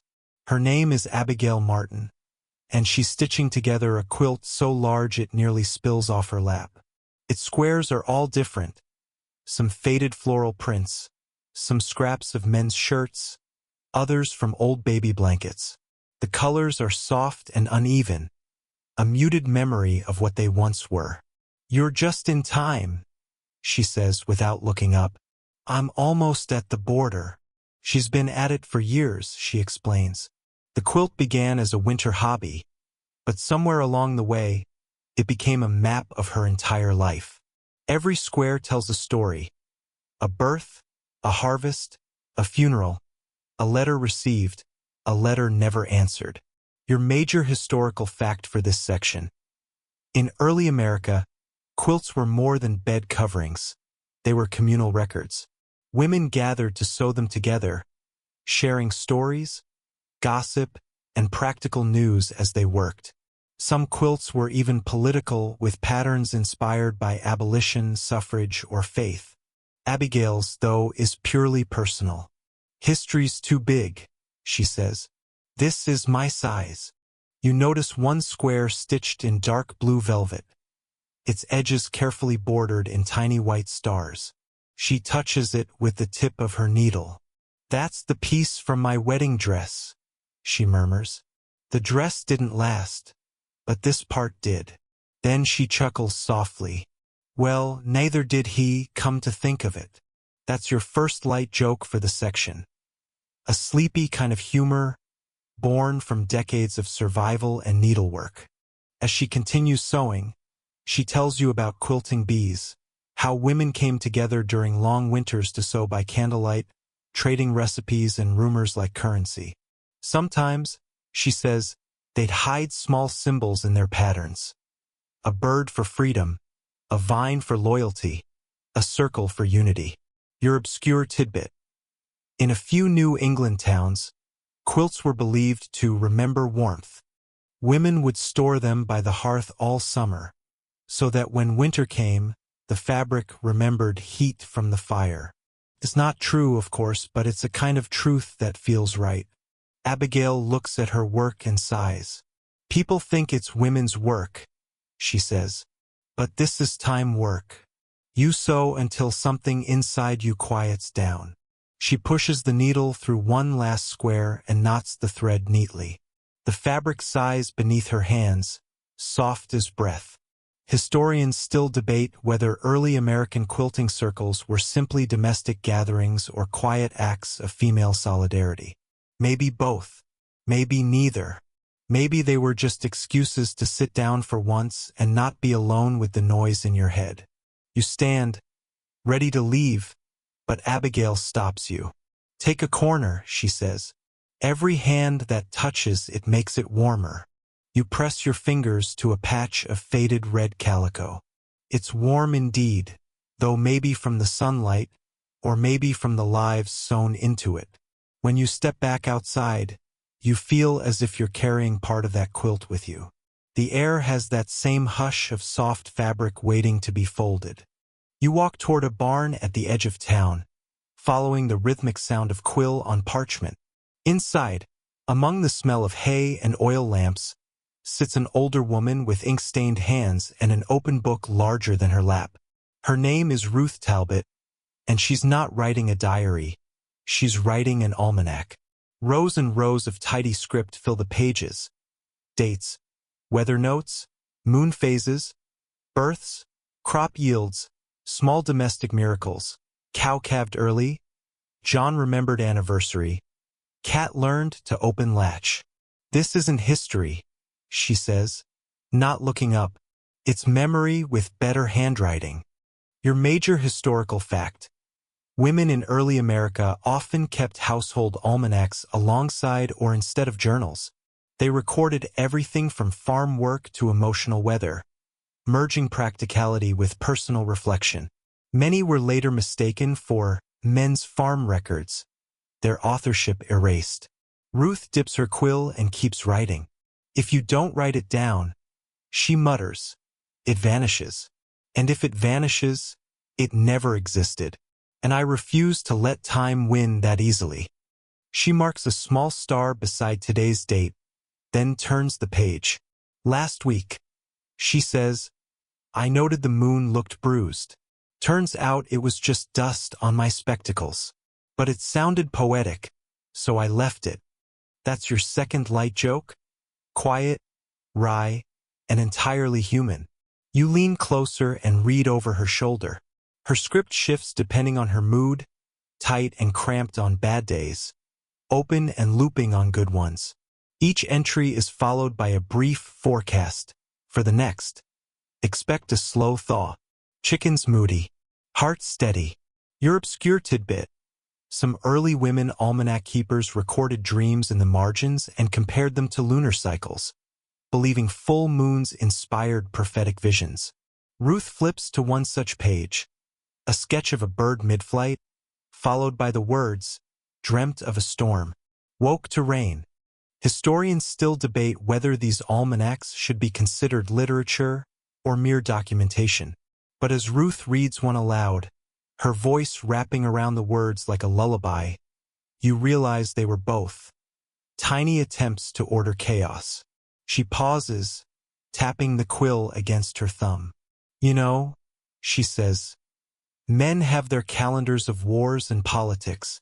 We had our calendars of cabbages and tears. Both are about survival. Ours just aged better. Your third light joke, delivered like the creak of a rocking chair. Outside, the wind shifts, carrying the faint scent of rain. Ruth closes her book with a sigh, ties it with a strip of cloth, and places it beside a neat stack of older volumes. Each spine is labeled only by season: spring 1787, winter 1791, autumn 1794. Before you leave, she presses a scrap of parchment into your hand. On it, a simple line written in her tidy hand: tomorrow, fair skies, sore knees, steady heart. The barn door closes softly behind you, and the rain begins just as predicted, gentle, rhythmic, and oddly reassuring. You walk on, knowing someone once wrote this same sound into a book so it wouldn't be forgotten. The world smells like damp soil and crushed mint.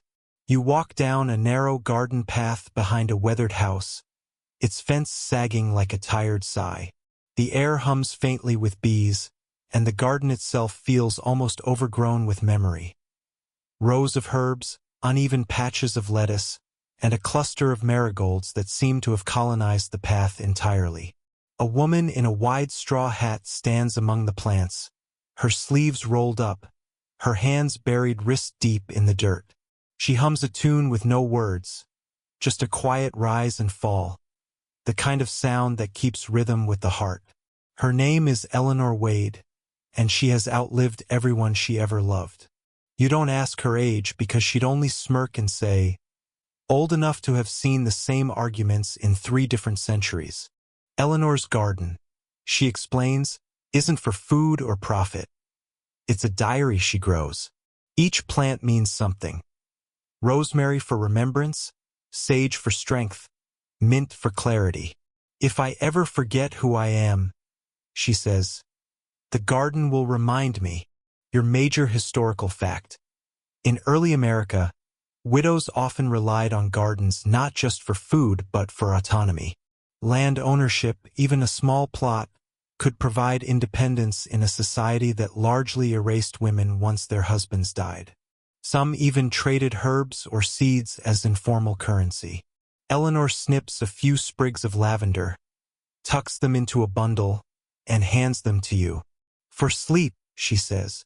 You look like someone who carries too many thoughts at bedtime. You smile because she's not wrong. Your obscure tidbit. Some widows planted memory gardens, plots designed to mirror the graves of lost loved ones, each flower chosen for its symbolic meaning.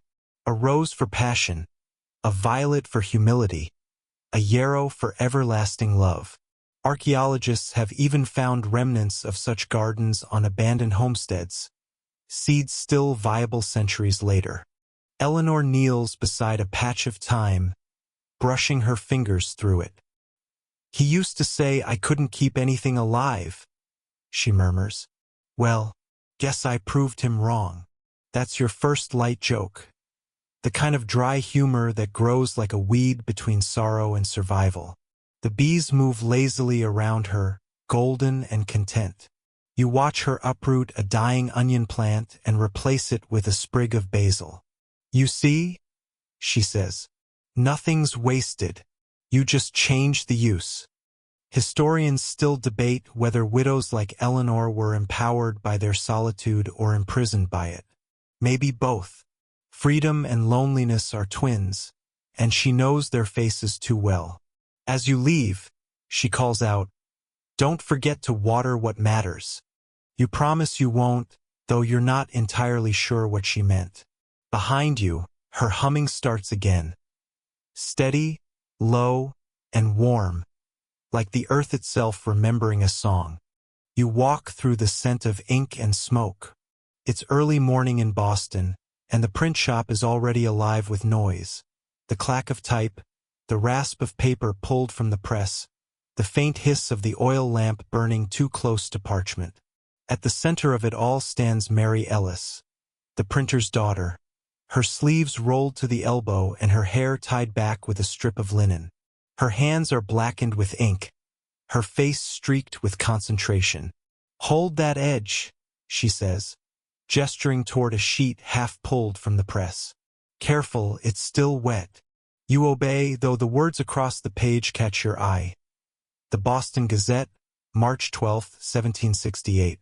Beneath the headlines of trade and politics lies something else. A small poem printed without a name. You read it. I am the echo they refuse to hear. But ink, once spilled, does not disappear. Mary grins when she sees you noticing. Not bad, is it? She says. My father thinks it's some radical poet. I told him it's probably just someone's wife with too much time and a sharp pen. You raise an eyebrow. Someone's wife. She shrugs, smiling wider. Or someone's daughter. Your major historical fact. Women in early America often participated in printing and publishing behind the scenes, particularly as typesetters and proofreaders. Some even printed newspapers under male pseudonyms, slipping essays or poems into the press without credit. Mary wipes her hands on a rag. He thinks women can't print, she says. But I know which letters belong to which words. That's half the battle right there. Your obscure tidbit. One of the earliest known female printers in colonial America was Elizabeth Timothy, who secretly ran the South Carolina Gazette after her husband's death. She signed her editions Timothy and Son to disguise her role. Historians still debate how much of the paper's fiery commentary was hers. Mary holds a newly printed sheet up to the light, inspecting it. The faint smell of hot metal fills the room.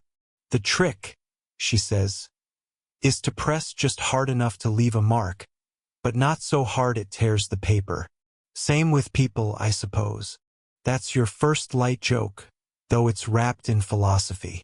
She slides the sheet aside and pours you a cup of weak coffee. I like the ink on my hands, she says. It's proof I made something. Outside, you hear the clatter of a wagon and a paperboy calling headlines. Mary pauses, watching from the window. They'll never know who wrote half of what they read, she says. But that's the point. The words matter more than the name. Historians still debate whether female printers like her saw their work as rebellion or necessity. The truth, perhaps, is that it was both, and something gentler too. A quiet insistence on being part of the story, even when no one knew you were there. Before you leave, Mary slips a small scrap into your hand. It's the poem from before, handwritten this time. Ink remembers what mouths forget. As you step into the morning light, your fingertips are still faintly smudged with her black ink. Like history leaving fingerprints it never meant to hide. The city hums awake around you, the smell of smoke and ink trailing you like a promise. The world feels thick with wax and warmth. You step into a low-ceilinged workshop where candles hang in rows like pale fruit, dripping quietly onto the wooden floor. The air hums with beeswax and tallow, sweet and sour in equal measure. Every shelf glows with soft light, and every flame trembles as though whispering something old and private. At the back of the room stands Sarah Binns, the candlemaker's wife, though, as you quickly realize, she is the true craftswoman here. Her husband's name sits above the door, painted in proud lettering, but he's been gone 3 winters now. The shop, the trade, and the debt all remain in her hands. You'll have to move slow, she says, guiding you past the steaming vats. Wax doesn't like impatience.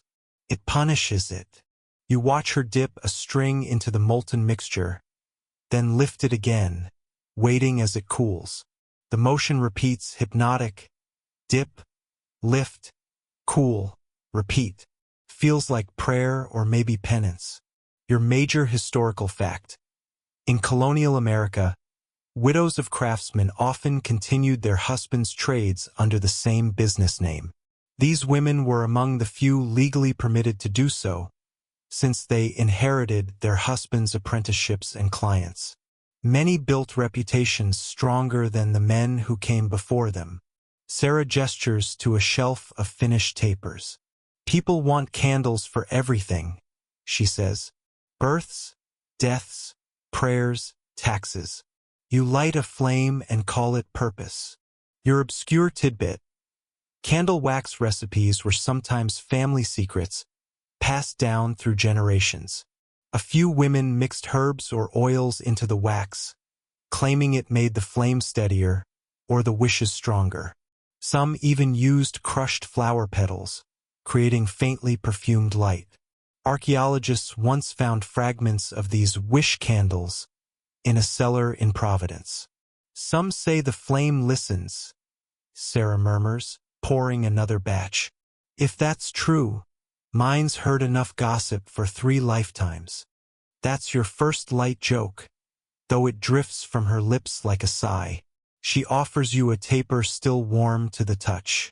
You hold the wick, she says, and I'll pour. The wax cascades in a golden ribbon, settling smooth as cream. She leans close, her face lit from below. It's strange, isn't it? She says softly. We make light by burning something down. Historians still debate whether women like Sarah were truly entrepreneurs or merely survivors filling gaps. But as you watch her work, it seems clear that survival itself can be a kind of mastery. When you leave, she gives you the candle you helped pour. Light it when you can't sleep, she says. It won't help much, but it'll keep the dark polite. The flame's reflection lingers in your mind long after you step into the night. The sea smells like iron and salt and smoke. You walk along a weather-beaten dock, where the gulls cry overhead and ropes creak in the wind. Ships rock lazily against the tide, their sails folded like sleeping wings. Fishermen haul crates, sailors shout, and in the middle of it all stands a woman singing. Her name is Rebecca Kane, and she sings shanties for coin and secrets. Her voice carries like fog, smooth and low, worn by salt air and too many long nights. Songs keep the sea honest, she says when you approach. It listens better than people do. Her melody drifts through the dock, half lullaby, half lament. It's about a sailor who never returned, though the punchline, if you can call it that, is that he got lost in the tavern, not the tide.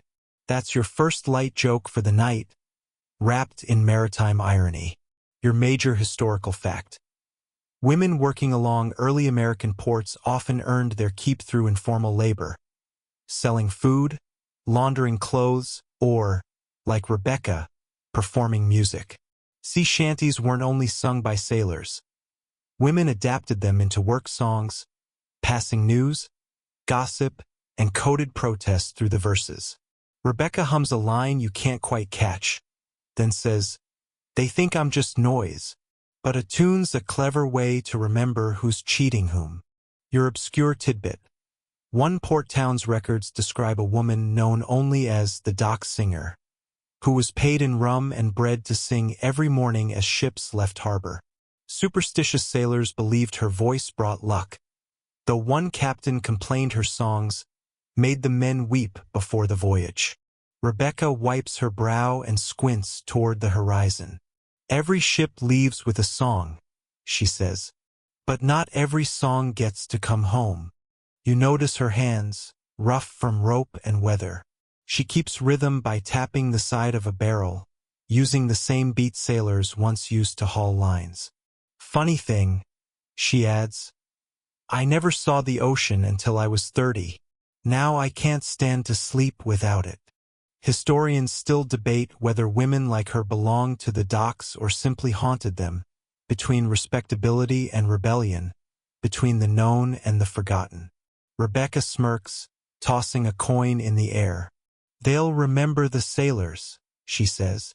They always do, but who gave them their stories to sing? That's me. She begins another song. This one slower, softer. The gulls quiet. Even the ropes seem to stop groaning. You stand and listen until the tide takes the sound apart, one note at a time. When you finally turn away, her voice follows you up the dock. Sing it quiet, traveler. The sea likes secrets. You wake to the scratch of quills. The room smells of paper and oil, the faint metallic tang of ink mingling with candle smoke. The window is narrow, the light gray, the air heavy with the hush of concentration. At a table in the corner sits Eliza Marston, her sleeves rolled up, her hair escaping its pins. Her fingers are stained blue-black, and she holds a quill like a sword that forgot how to fight. Around her lie stacks of parchment, some rolled tight, others spread open like tired wings. She's a copyist, or officially an assistant to one. Unofficially, she does nearly all the work. Her employer, a certain Mr. Kellum, is presently indisposed, which you learn means drunk and asleep in the back room. Eliza looks up briefly. "If you're here for an education," she says, "you'll get more of it watching me scrape ink out of paper than you will listening to that man's sermons." Your major historical fact.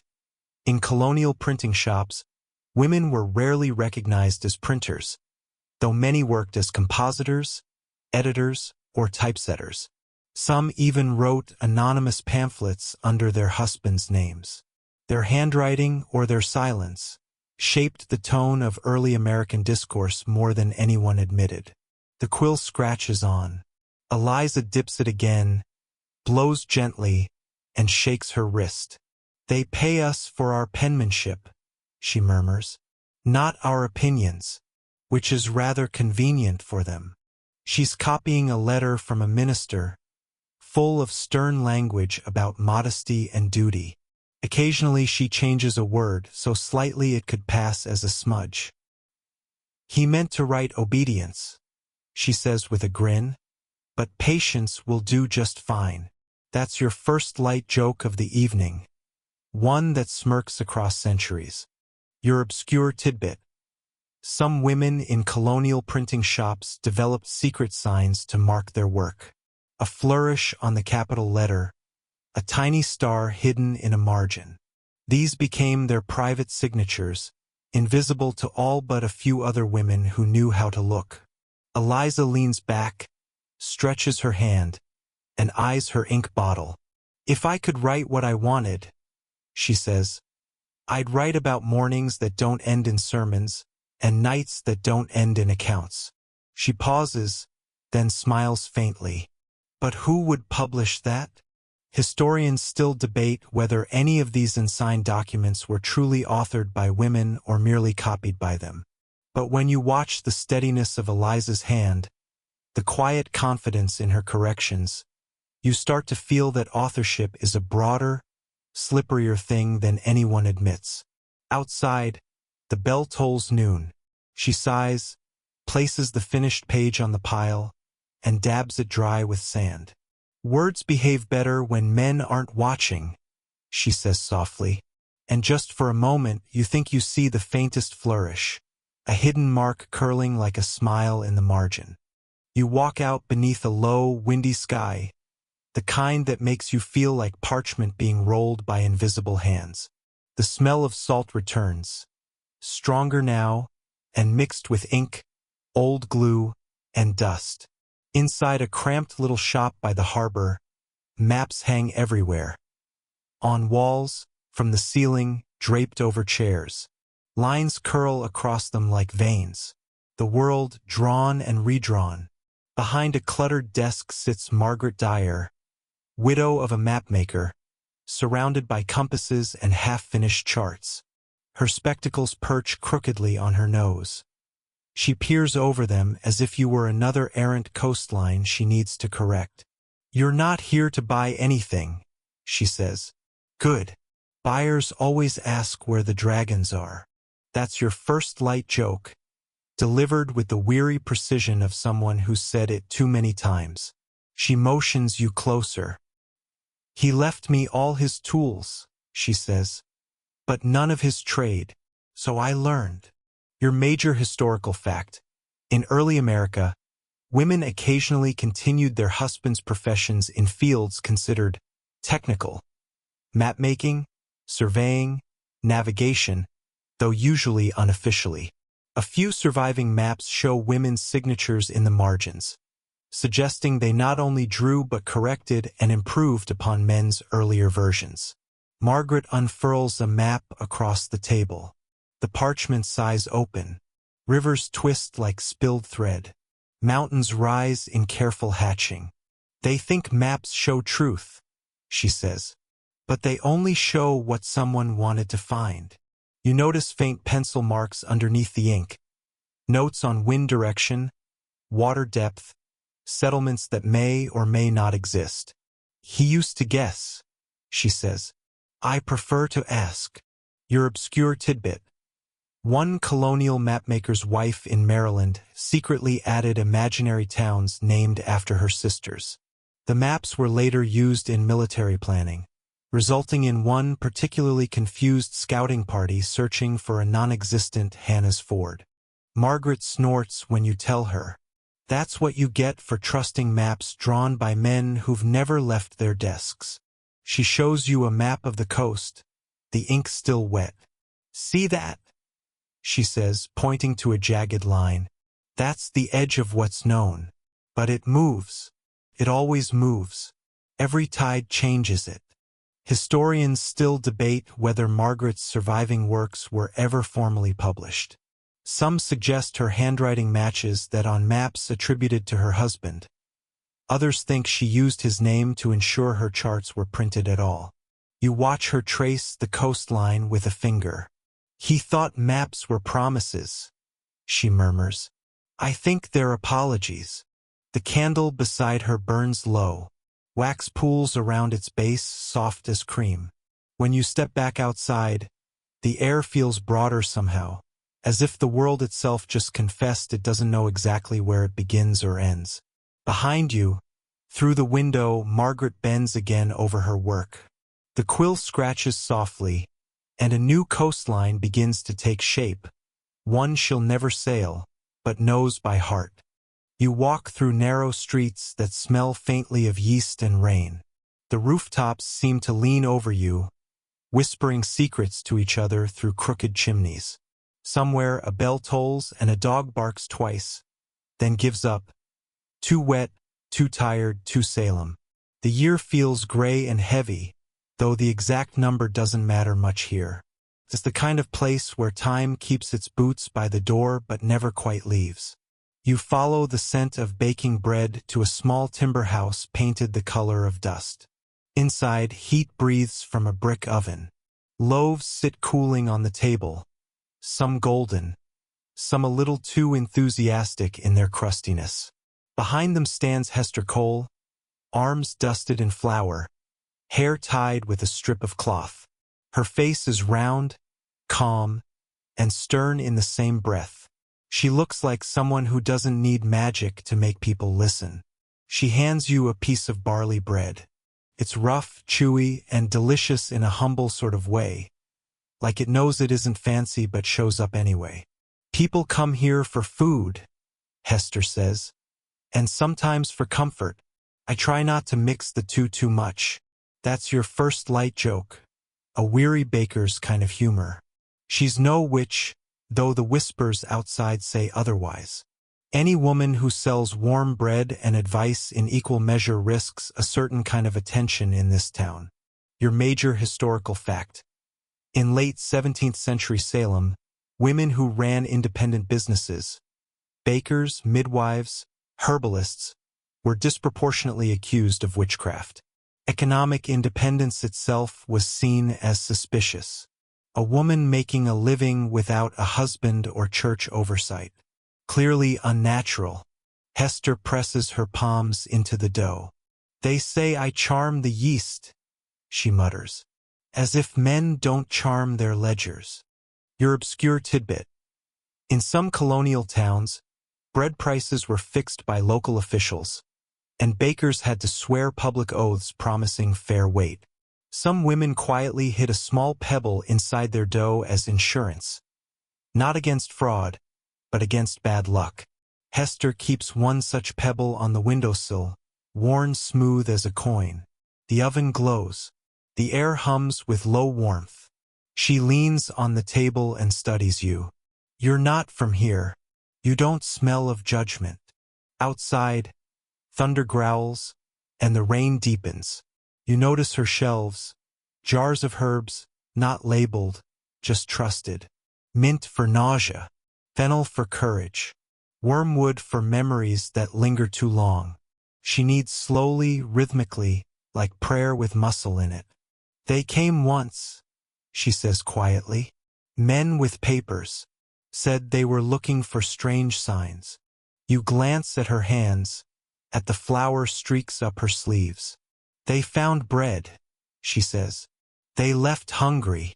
Historians still debate whether the names of women like Hester appear in any official records of the Salem trials. Perhaps they were erased deliberately, or perhaps they simply never mattered enough to write down. She takes your empty plate, smiles softly, and says, "Sleep is better than fear," but sometimes they feel the same. You nod, uncertain whether she's speaking to you or herself. As you step outside, the rain eases, the air cools, and from the bakery window, a flicker of light seems to follow you down the street, like a lantern that remembers your hunger. You wake to candlelight and parchment again, but this time the air smells faintly of chalk, salt, and damp wool. The sound of distant waves reaches you through thick glass panes. A classroom, or what passes for one. A dozen children sit at narrow desks, scratching letters into slate. The teacher, a thin man with eyebrows like commas, paces up and down, his stick tapping rhythmically. At the very back of the room, you notice a girl, barely 15, copying not the lesson but the space between the words. You recognize her from somewhere, though perhaps only from stories that haven't yet been written. Her name, she tells you later, is Abigail Post. Your major historical fact: girls' education in colonial America varied drastically. In Puritan New England, literacy for women was encouraged, but only enough to read scripture. Writing, on the other hand, was considered unnecessary, even dangerous. A woman who wrote too well was a woman with opinions. Abigail, however, has both. Her slate is covered in numbers, not arithmetic patterns. Silences, she says when you ask. "I'm counting how often he stops speaking." That's your first light joke, though it's delivered so earnestly it feels more like a philosophy. Her mother works as a laundress for the local minister. Her father went to sea and decided not to return. So Abigail studies in corners, by candlelight, with scraps of charcoal. She's learned to read from discarded sermon notes, and she's teaching herself to write by imitation. Your obscure tidbit: some colonial girls secretly practiced writing by tracing words into sand or dough, since paper was expensive and closely monitored. The evidence, crumb trails of learning, vanished as quickly as it appeared. When the class ends, the teacher leaves, and Abigail remains. She takes out a small folded paper from her apron and shows you her secret work, a letter addressed to no one. It's written in careful script. "Dear whoever reads this someday, I hope you are less afraid than we are told to be." She blushes as she tucks it away. "I don't send them," she says. "I just keep them." The letters, they make the room feel bigger. Outside, the harbor is pale and windy. Ships lean on their ropes, and gulls will overhead like restless punctuation. Historians still debate how many early female writings were lost, not destroyed maliciously, but simply discarded. A woman's letter was seen as a personal indulgence, not a historical artifact. Paper burns. Memory fades. The rest is silence. You follow Abigail home, through muddy lanes where laundry hangs stiff in the sea air. Inside, her mother scrubs in rhythm to some wordless tune. The girl sits by the window, whispering her alphabet to herself. Not the letters, but what they might become someday. And as the sun sets, you realize she's right. Silence has a rhythm, and she's counting every beat. You wake to the sound of bees. Not a swarm, just a few, buzzing lazily through a garden that smells like wet herbs and stubborn hope. The air is soft and green, and the sunlight moves in slow, sleepy waves through the leaves. A woman in a plain linen dress kneels by a patch of sage.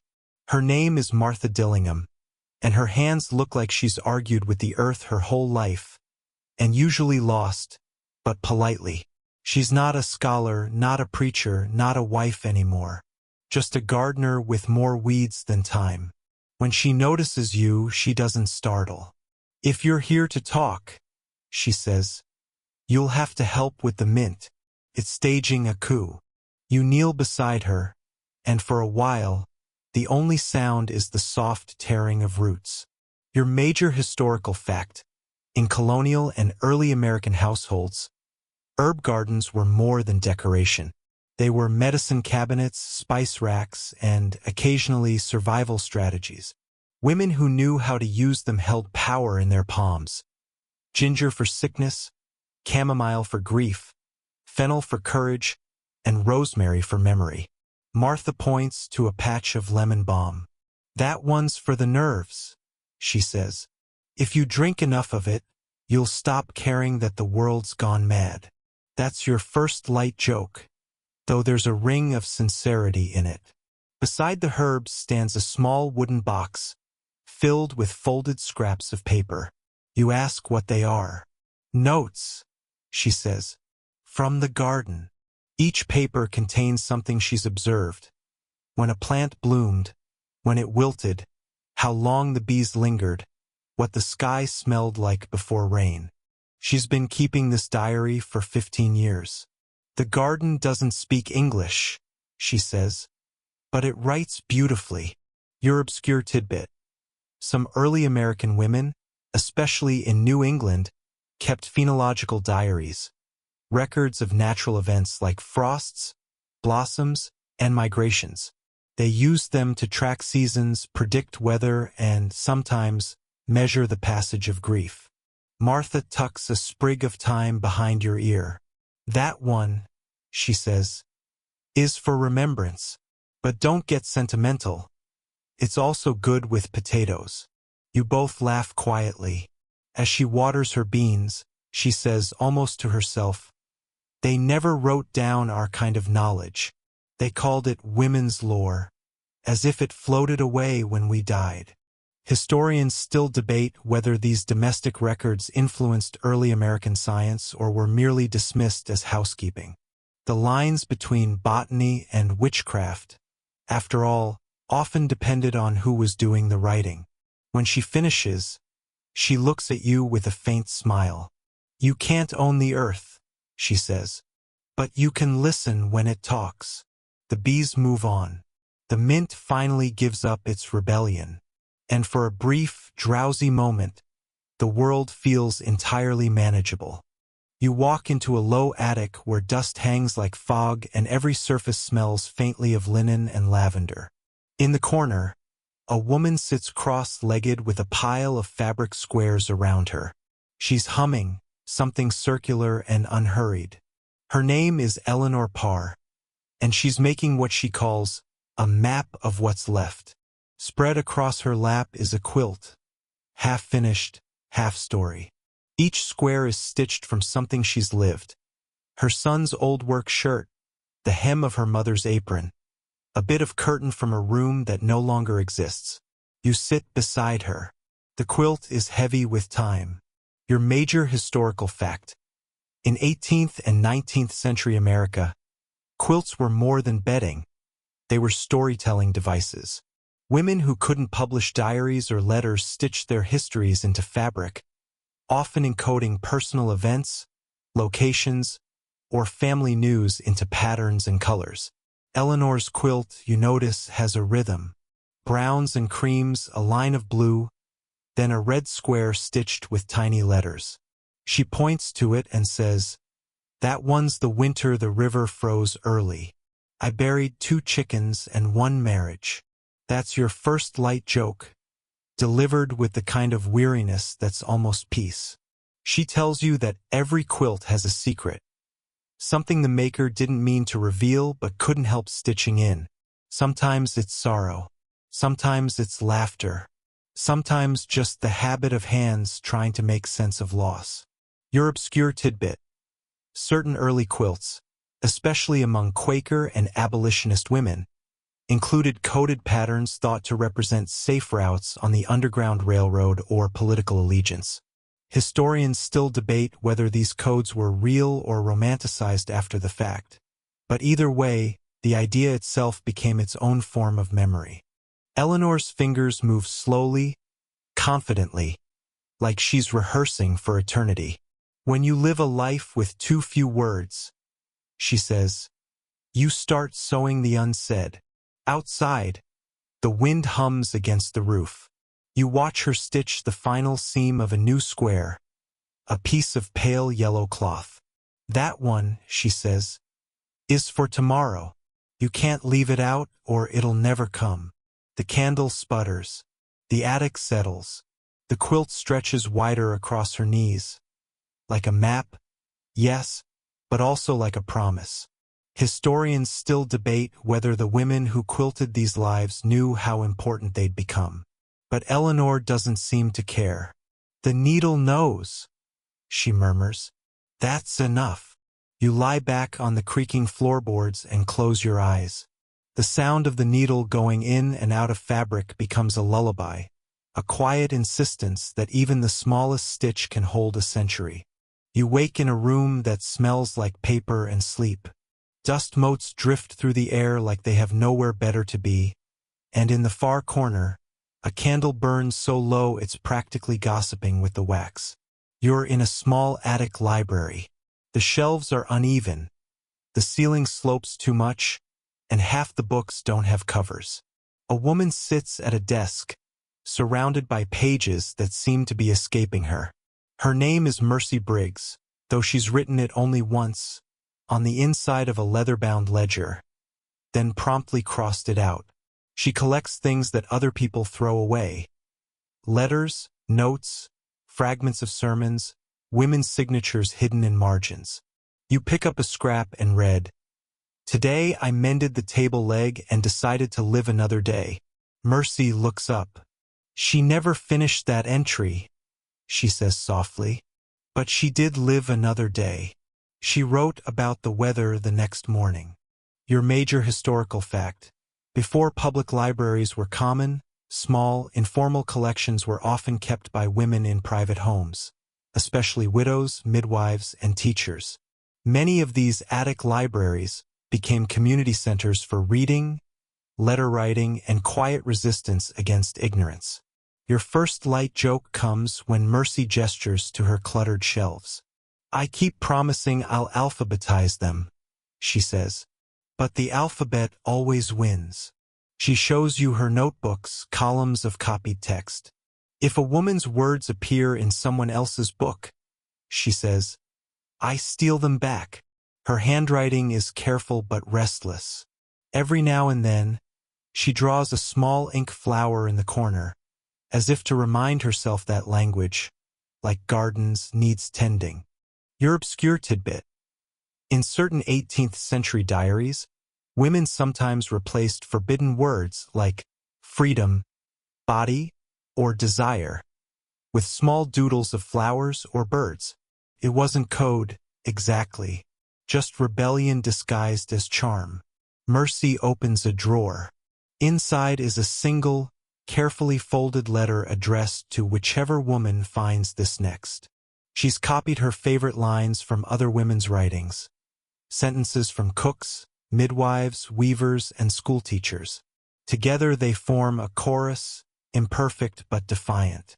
She adds one more line before sealing it. "Remember, silence is not the same as peace." Historians still debate whether the preservation of women's diaries and domestic writings was deliberate or accidental. But as you watch Mercy place her letter into the stack of books, it's clear she doesn't care about history's approval. She's building continuity, not reputation. She blows out the candle and says, "The dark won't mind our company. It's used to us by now." You sit there a while longer, listening to the faint rustle of pages breathing in the dark. You're standing on a quiet hill at dusk. The world below is half asleep, the chimneys exhaling thin smoke, the church bells sighing instead of ringing, the fields blushing under the last of the light. All the women you've met seem to linger here somehow. Abigail Fenner with her loom, Marianne with her lantern, Hester kneading bread, Martha tending herbs, Eleanor stitching her map, Mercy whispering to her rescued words. You can almost see them, translucent outlines moving gently through the air, as if history itself has softened enough to let them breathe again. You sit down on the cool grass, and the hill feels like it remembers your weight from another lifetime. Your final historical fact: most early American women left no written records of themselves. Their names, when they appear at all, are caught between lines, baptismal notes, property ledgers, recipes, midwife logs. The nation's history is, quite literally, built on the silence of its women. Your final obscure tidbit: in a few colonial homes, families mixed ashes from their hearths into whitewash before painting walls. They said it made memory stick. The walls, perhaps unknowingly, became archives, quiet keepers of laughter, argument, and song. Historians still debate whether stories like these belong to history at all or simply to folklore. But the difference fades with the light. You feel the evening deepen. The air grows thicker, slower, kind, like it's letting you go without actually sending you away. From the village below, a single lantern flickers on, then another, like a scattered constellation remembering its pattern. The wind moves through the grass, gentle and unhurried. Somewhere behind you, a loom hums, page turns, a needle pierces fabric. The past isn't ending. It's just settling down for the night. You close your eyes. The last sound you hear is the faint rhythm of a pen scratching across paper.